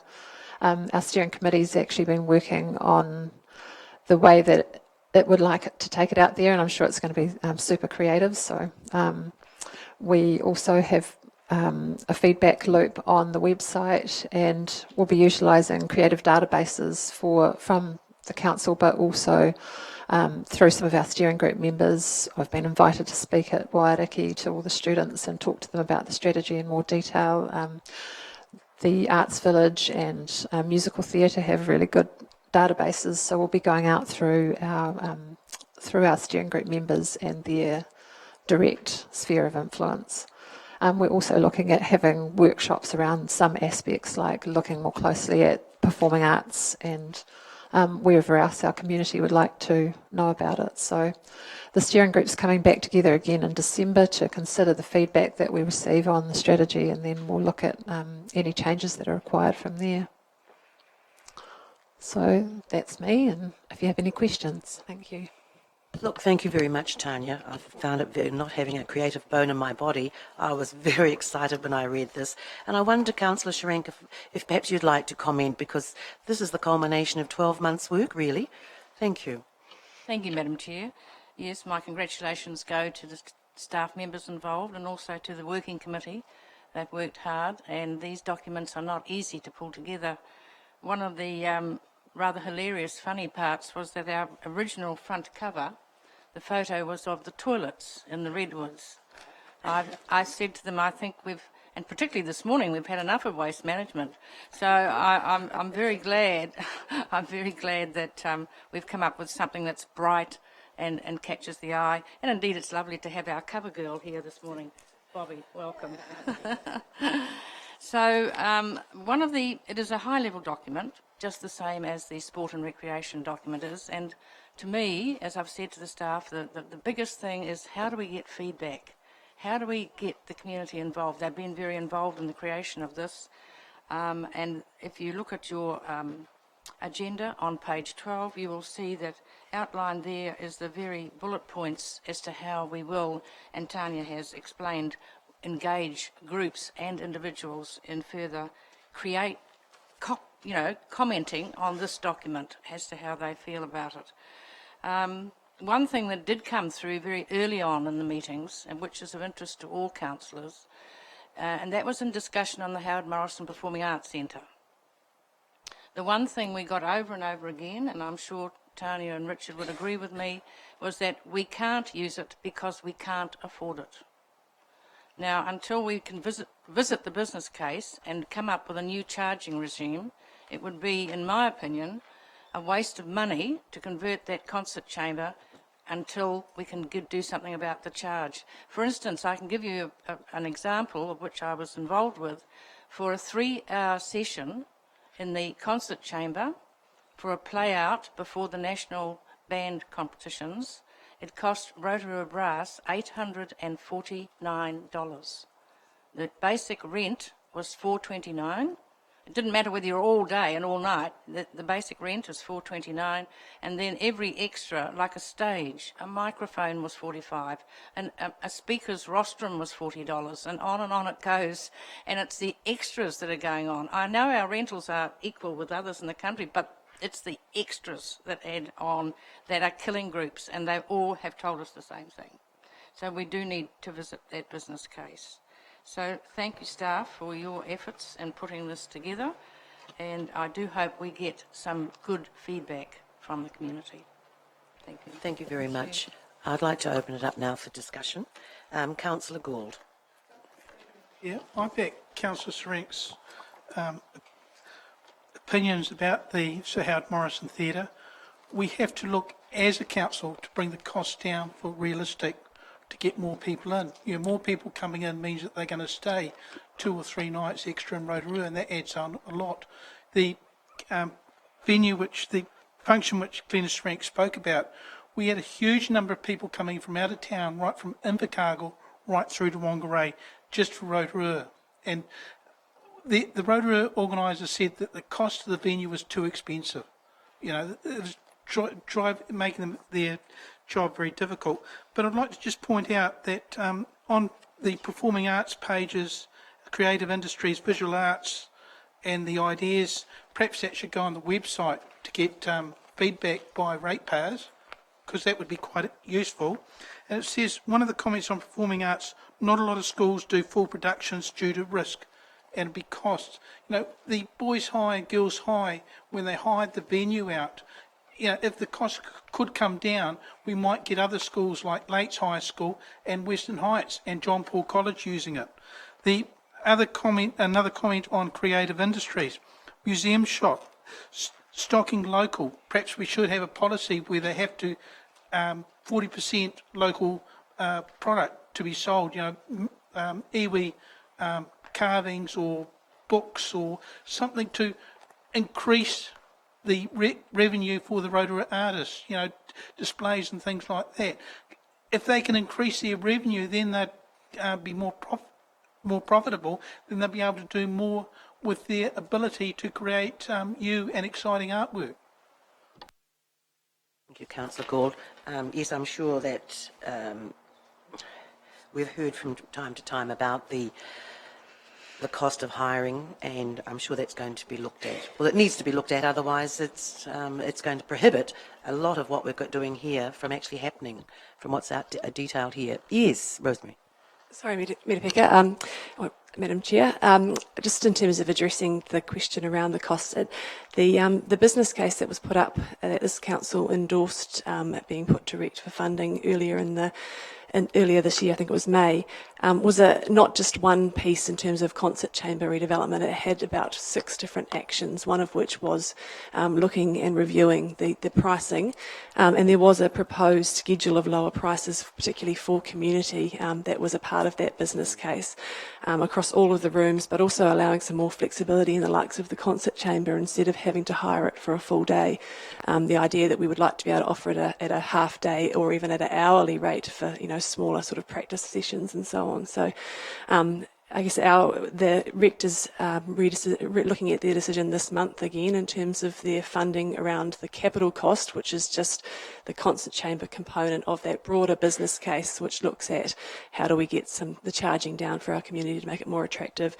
How do we make the concert chamber more attractive in terms of actually being a better performance space, and there's been a lot of work done in that, obviously.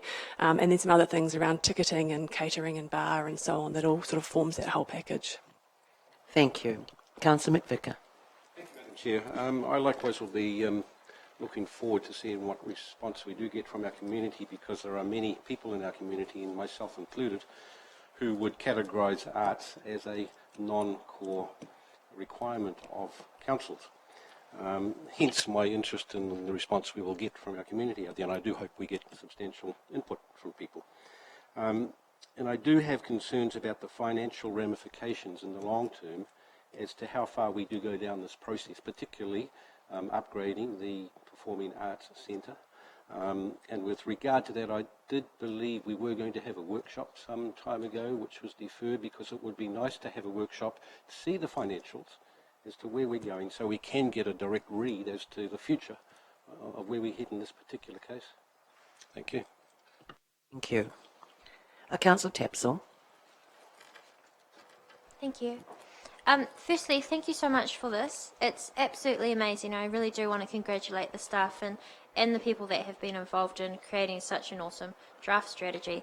I've got 2 questions. My first question is in regards to the balance between performing arts and visual arts. Now, previously, Rotorua is very well known for the performing arts. It's what we're famous for with our culture. At the moment, looking at this, I'm not too sure if there is much emphasis on the performing arts, and what we've seen in the community recently has been a focus on visual arts. So my first question is will there be a good balance? And my second question is in regards to the consultation with the community, and actually would you be having more young people involved? One of your threats that you've brought up in the performing arts section was actually the succession planning. So, you know, perhaps that could be a really good opportunity. And I mean, we've got world hip-hop champions here in Rotorua and the likes of that, so the talent is there. And I also thought, would you have more young people involved in your page 20 on the shared action plan, and you've spoken about diversified board membership and governance. Would you be looking at or interested in diversifying the age range on there as well? Absolutely. In terms of engagement with the youth, we have had a number of them that were part of the boil up and gave lots of ideas right at the initial stages, and I've also been along to the Youth Council and talked about the strategy and done a bit of brainstorming with that group before the strategy was pulled together. But definitely we'd love to have a member of that committee as part of the steering committee going forward, and we've also had really good engagement with youth members as part of the Public Art Reference Committee that's been meeting recently. Aaliyah's been coming along to those and it's been really fantastic. In terms of your question about performing arts, because we've had this major project that dropped out of the Creative Think Tank back in July last year, we've actually had this separate steering group working on around the Performing Arts Centre. So it's had quite a lot of direct work done on it, but also we're in the process of working on a venues strategy and having a look at, okay, if some of the actions within the creative strategy are asking us about things that we want to do we actually have the right tools to be able to do those things? And so it's looking like there needs to be a bit of work around the Performing Arts Centre to make sure that it actually is feeding into the overall revitalisation of the city. And so, yeah, definitely there'll be more work in that performing arts area. Thank you. Councillor Hunt, then Councillor Webber. Thank you. I'd just like to congratulate the staff and the committee for all the work that they've done on this so far, because pulling the creative sector together is a challenge, a very exciting challenge. And I'd also just like to address the issue of whether it's core business or not.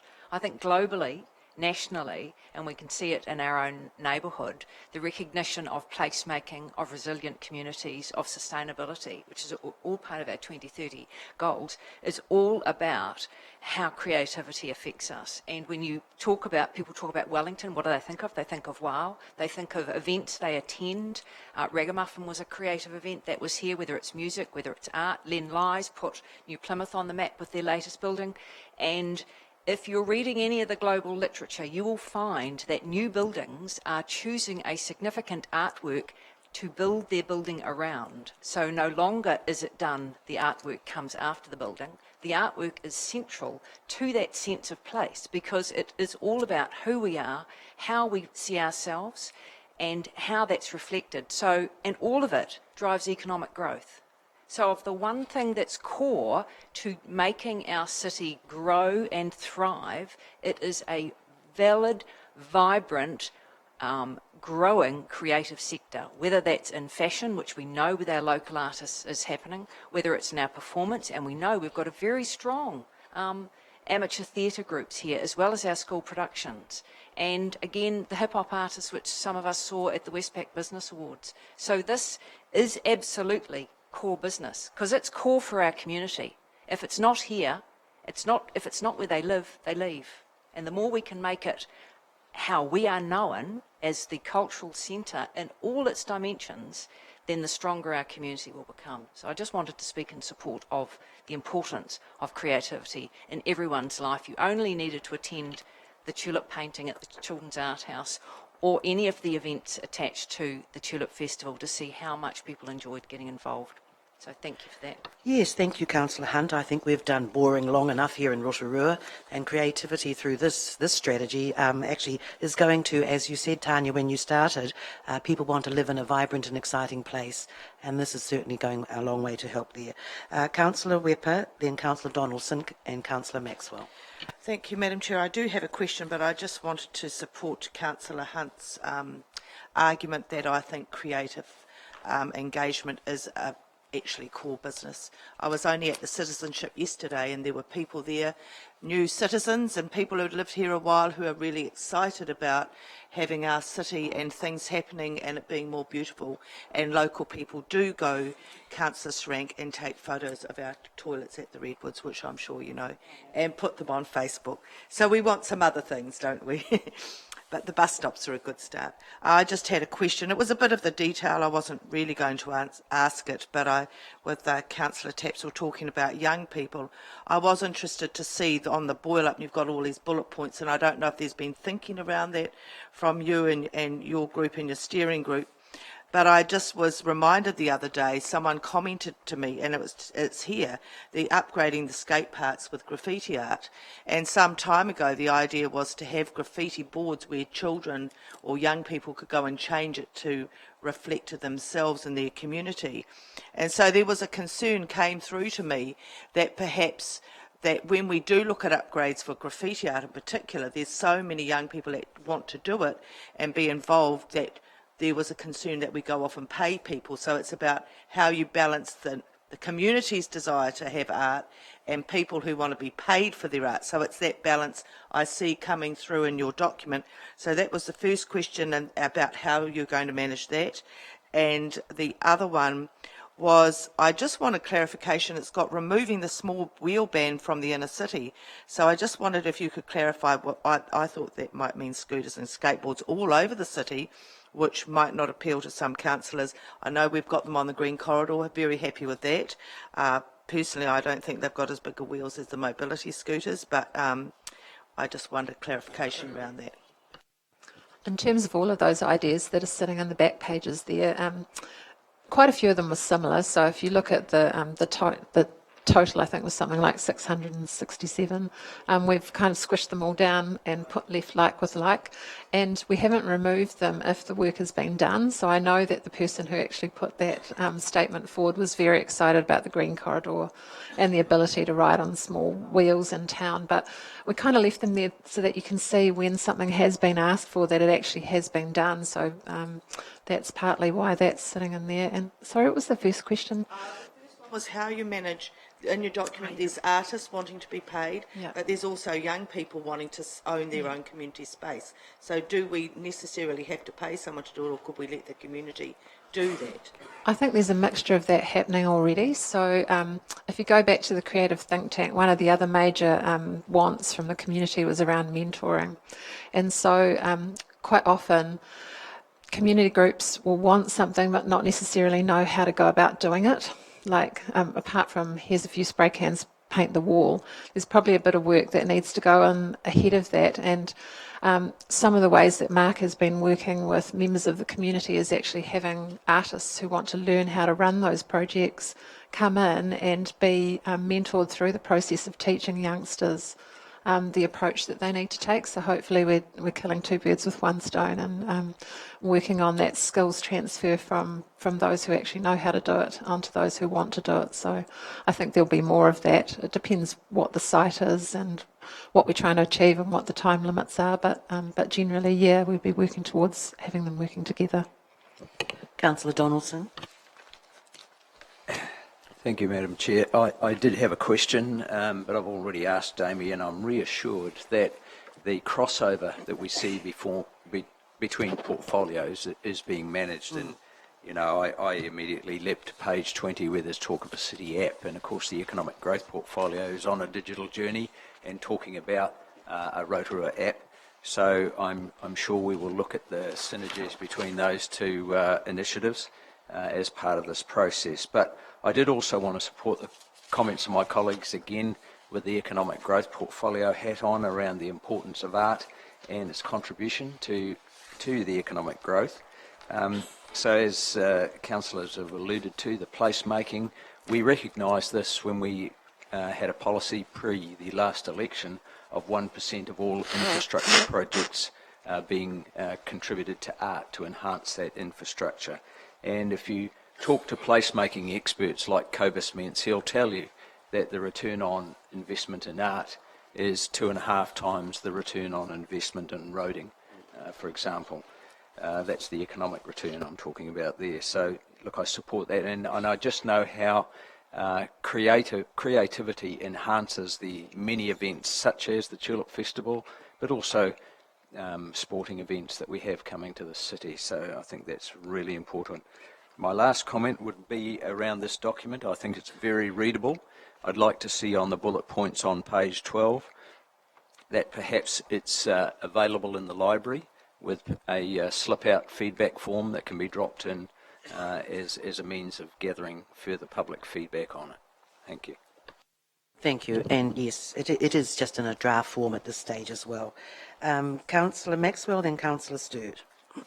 Yeah, Madam Chair, I just want to commend our staff and our people who've put this together. I think it's one of the best reports that that council's ever produced about the arts, you know, right across the board, performing arts, visual arts, Maori arts, the wider community ones, you know, and it just shows that Rotorua, we punch above our weight in this area, and you know how proud we all feel when people like Te Muera, Cliff Curtis, and even I went to see Lion King over in Australia, and there were 3 or 4 Rotorua people in the cast. Went backstage and saw them later and told them how proud we are. But you know, it all stems from home here, and every week or every weekend there's always something exciting happening for somebody.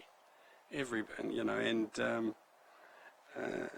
that makes you feel very proud. And you know, and I think of places like Melbourne. They pride themselves on events, festivals, shows. Well, you know, I know Rotorua has a reputation of being a cultural centre. It makes us good. But again, I want to commend all those who put this together. I think it's good. I carry it around with me all the time. Thank you. I've just been thinking, we've got the Young Leaders Forum out there. There's about 40 or 50 young people who hopefully will remain in Rotorua, or at least go away, maybe and do their OE and come back. But what a wonderful opportunity to get them a copy of the draft strategy so that they can actually be some of the first off the block to give us some feedback. We mustn't leave them out. Yes, Councillor Stewart? Madam Chair, as Portfolio Lead for Sport and Recreation, I think the opportunity for them to have a copy of our draft would be also very good. But I think what is coming through here in all the draft strategies is there are some themes that are common to all, and as Councillor Donaldson said, there are crossovers. I mean, one of our strongest submissions in the Sport and Rec was an app, and I think that we need to partner up in terms of business and community and business development, sport and recreation, arts and culture, and the art community. So I think that's really good. One of the other things I was very fascinated about, and I'm delighted you put all the comments from the idea stores, the boil up, is a different perspective on the use of the city focus and how these people believe the city focus in its current form is underutilised, is not promoted, is not used for its right purpose. Rather than just getting a retailer's point of view, getting a point of view from the arts and cultural community gives things a different perspective, and that's what I've been waiting for, not just the people who live and work around it, but those who believe it's got a wider public use. And just to update you, you're quite right, Councillor Maxwell, with regard to, you know, like you went to a show in Melbourne. On the weekend, Richie Stanaway won a GP2 race at the Russian Grand Prix. A boy from Kaharoa, same age as my youngest, doing great things, but they got their grounding here in Rotorua, driving madly on those roads out of Kaharoa. So, yeah. Thank you. Well, thank you. Now, I'd like to ask if I could have a mover and a seconder, please, that the committee recommends that Council endorse the draft, and it is a draft, creative strategy, and that it is released for community feedback. Councillor Sereng. Oh, thank you, Councillor Sereng. Thank you, Councillor Hunt. So it's been moved and seconded. All those in favour, please say aye. Aye. Contrary? Thank you very much. Page 46. Yeah, very good. May I have a mover and a seconder for the report, Reinvigorated Neighbourhoods, be received, please. Thank you, Councillor Gould. Thank you, Councillor Webber. Yes, thank you, Councillor Gould. It's page 46.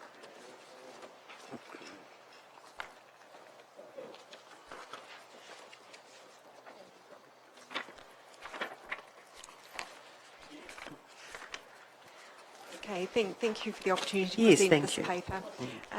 The Reinvigoration Neighbourhoods paper has been developed really to look at how we can join things up and get better value from the work we do. There's a number of opportunities in the community for departments to work together to get greater leverage, for there to be greater community leadership and ownership of achieving objectives in different communities, and really towards achieving the 2016-2030 goals and priorities around resilient communities and connected neighbourhoods and healthy homes and so on.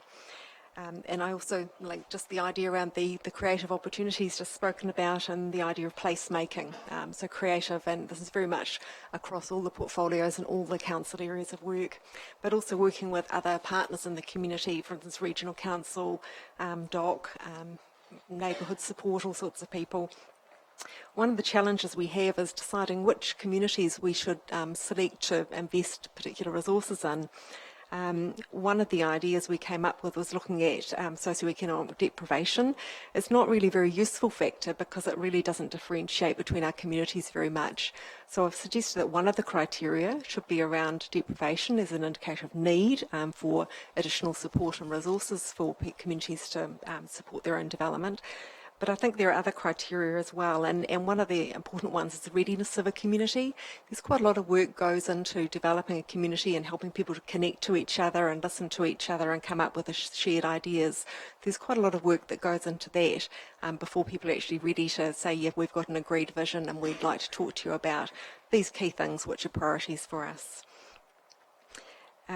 The other thing, obviously, is the alignment for the community outcomes with Rotorua 2030 and the 2016 priorities, and the likelihood of successful achievement. There can sometimes be some very lofty plans and visions which may not be achievable. So this is really a way of using our resources well, and also having a transparent, clear way of selecting which communities we work with in particular. So the option I've proposed is really that we use these criteria and that the Sustainable Living Portfolio Control Group receives and prioritises the communities proposed from staff members and so on. So I'm happy to take questions about this. Yes, thank you. I'd like to just ask you, it's around the criteria, and it's around the use of the deprivation profile. Is that going to be, I mean, you've got a number of other areas there, and I fully appreciate there are our communities that where it is deprivation is an issue, but that's not to the exclusion of other communities, is it? No, it's certainly not. It's one of the things I think we should consider, but it's not certainly not the only one. But it probably, if we had a community that clearly had a lot of internal resources and abilities compared with one that we're weighing up for resources, one that needed a lot more assistance, then obviously the one that has greater need would be a higher priority. But I think it's the readiness of communities as they come to us is also a really critical factor. Councillor Webber, then Councillor Stewart. Yeah, so just to reiterate, this has been debated long and hard through the steering group and mainly through the portfolio control group.